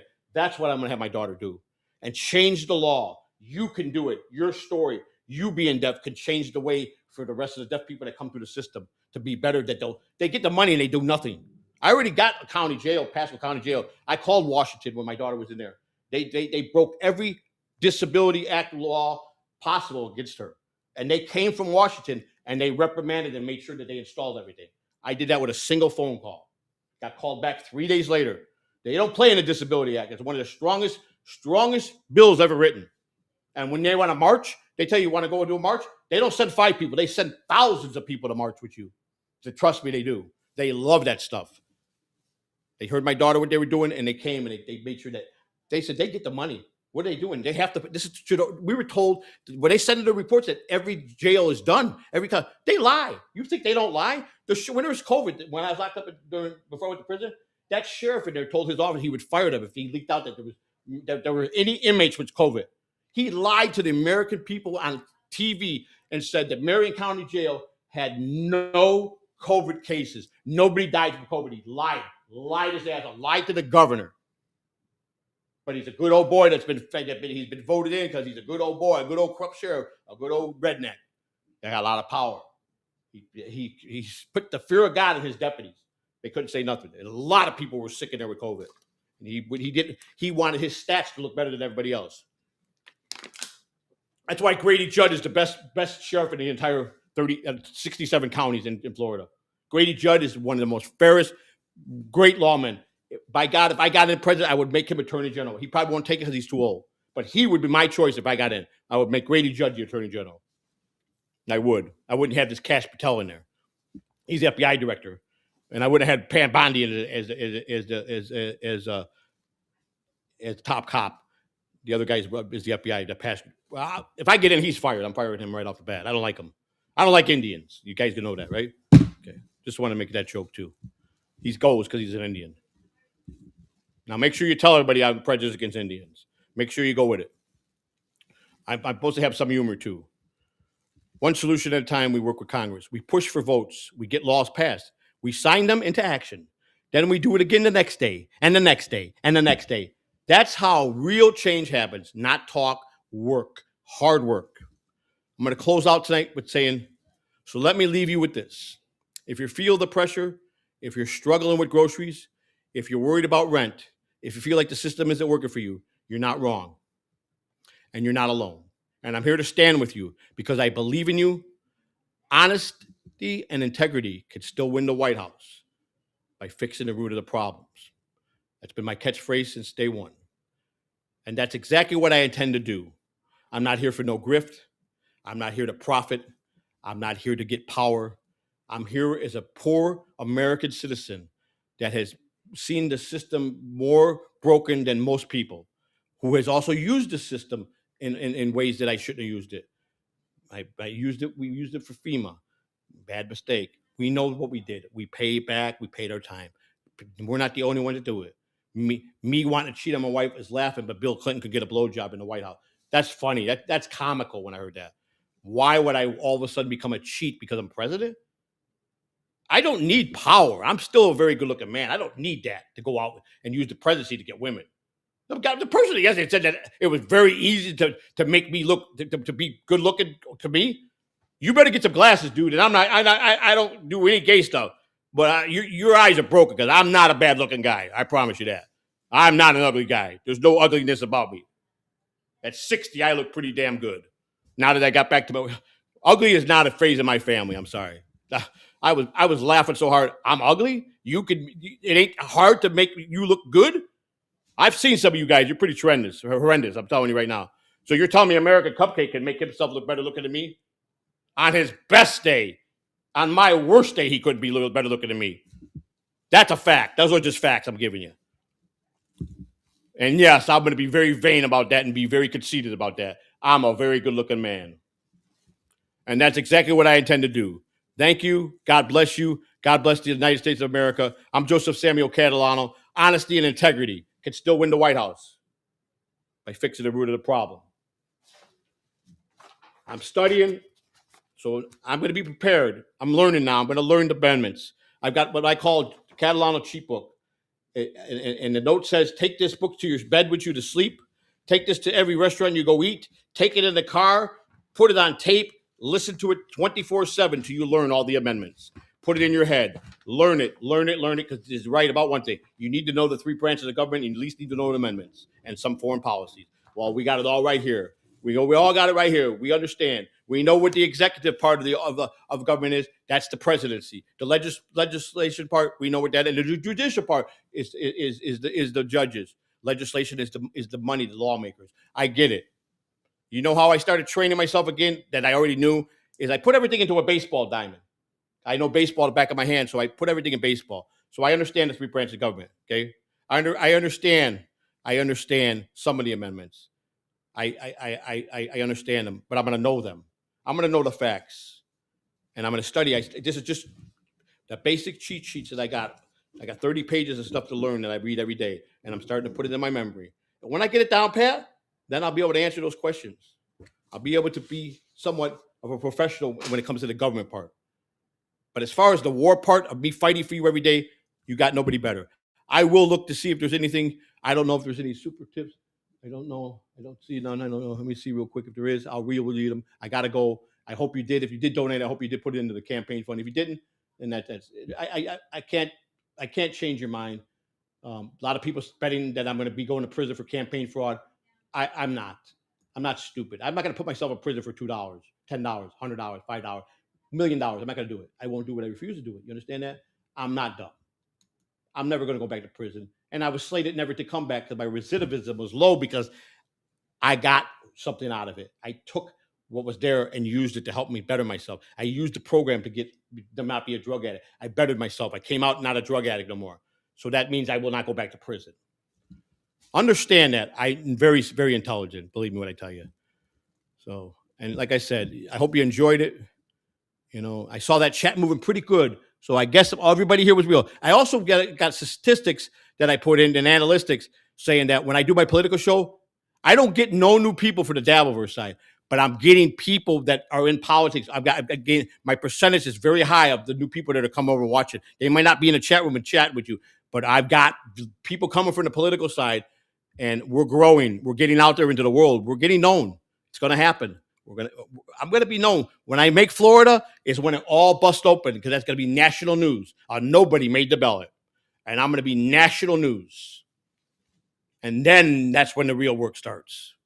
And I'm going to be there to fight. So if you want to join this ride and let's fight for something that's worthy for all of us, then let's do it. Let's work side by side. Let's get this stuff done. Let's have a voice together. You guys know I got a voice. I can talk all day long, so put me in charge of that. You want to tell me what to say, and it makes sense, I'll go your route.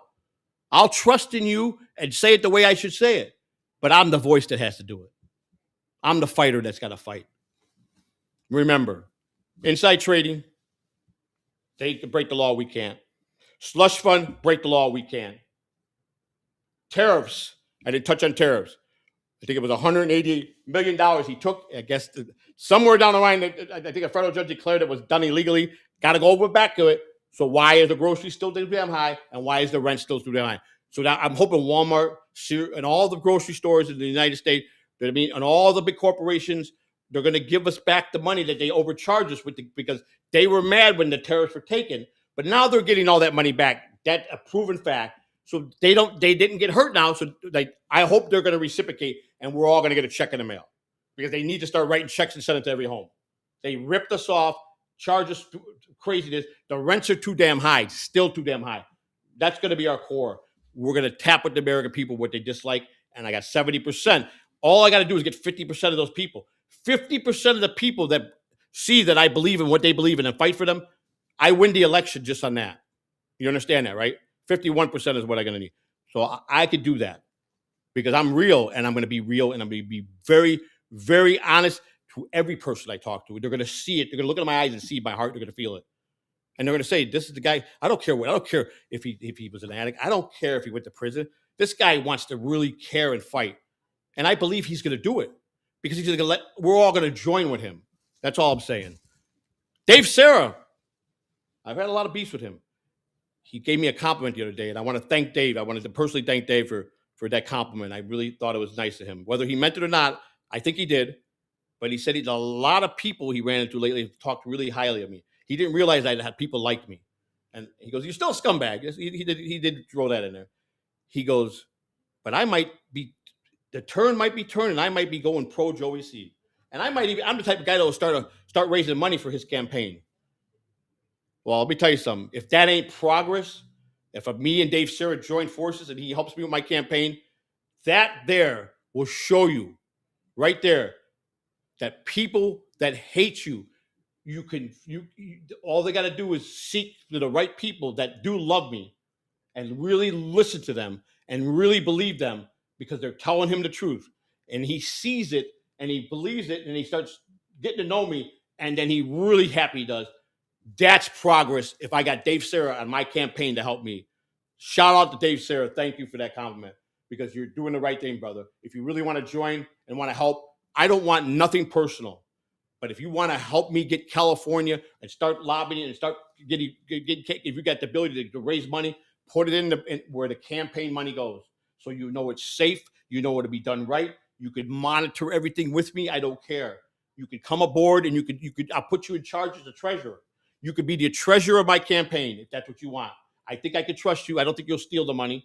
Even though when I know that you're an addict, I still would trust you, just so you know you could trust me. I could appoint someone to be the accountant. I could appoint anybody. I got me down with. I do have my own movement. I have Catalano for America 2028. So I do have my own party. I can make you in charge of that. I can do anybody I want. Right now, you would be in charge with two bankers. It'd be 3 signatures to take any money out for the campaign. But I go to you, you write up, you do the paperwork, you get it to the bank, and then you get the bill paid. That's all I want. I want a fair chance. So I would definitely let you be the treasurer, just to show you that I got no funny business going on. I don't want no part of anything corrupt anymore in my life. I've seen enough corruption in my life. I've lived it, and I don't want it no more. Shuli Madoff, thank you for the $5. Let's see. Of course, it's going to be something, because, it says, I can't even read that. Let me see. Let me get rid of this. If I take this down, I can write on this. It's awful small. I don't know if I can read it. It says, Shuli Madoff, $5. Imagine this clown giving a State of Union. Yeah, that's right. Well, Shuli Madoff, I got some bad news for you. I've got the fight. I've got the will. And what are you going to do when I do make it? And the only reason you call me a clown because you're the real clown. What's your real name? What do you do for the world? Why do you hide behind the thing and always got to insult people? Are you a man? You want to do it to my face? I'll respect you a lot more. Thank you for the $5. Everybody have a great night. I'm Joseph Catalano, and let's make some noise and let's get me to the White House. I love you.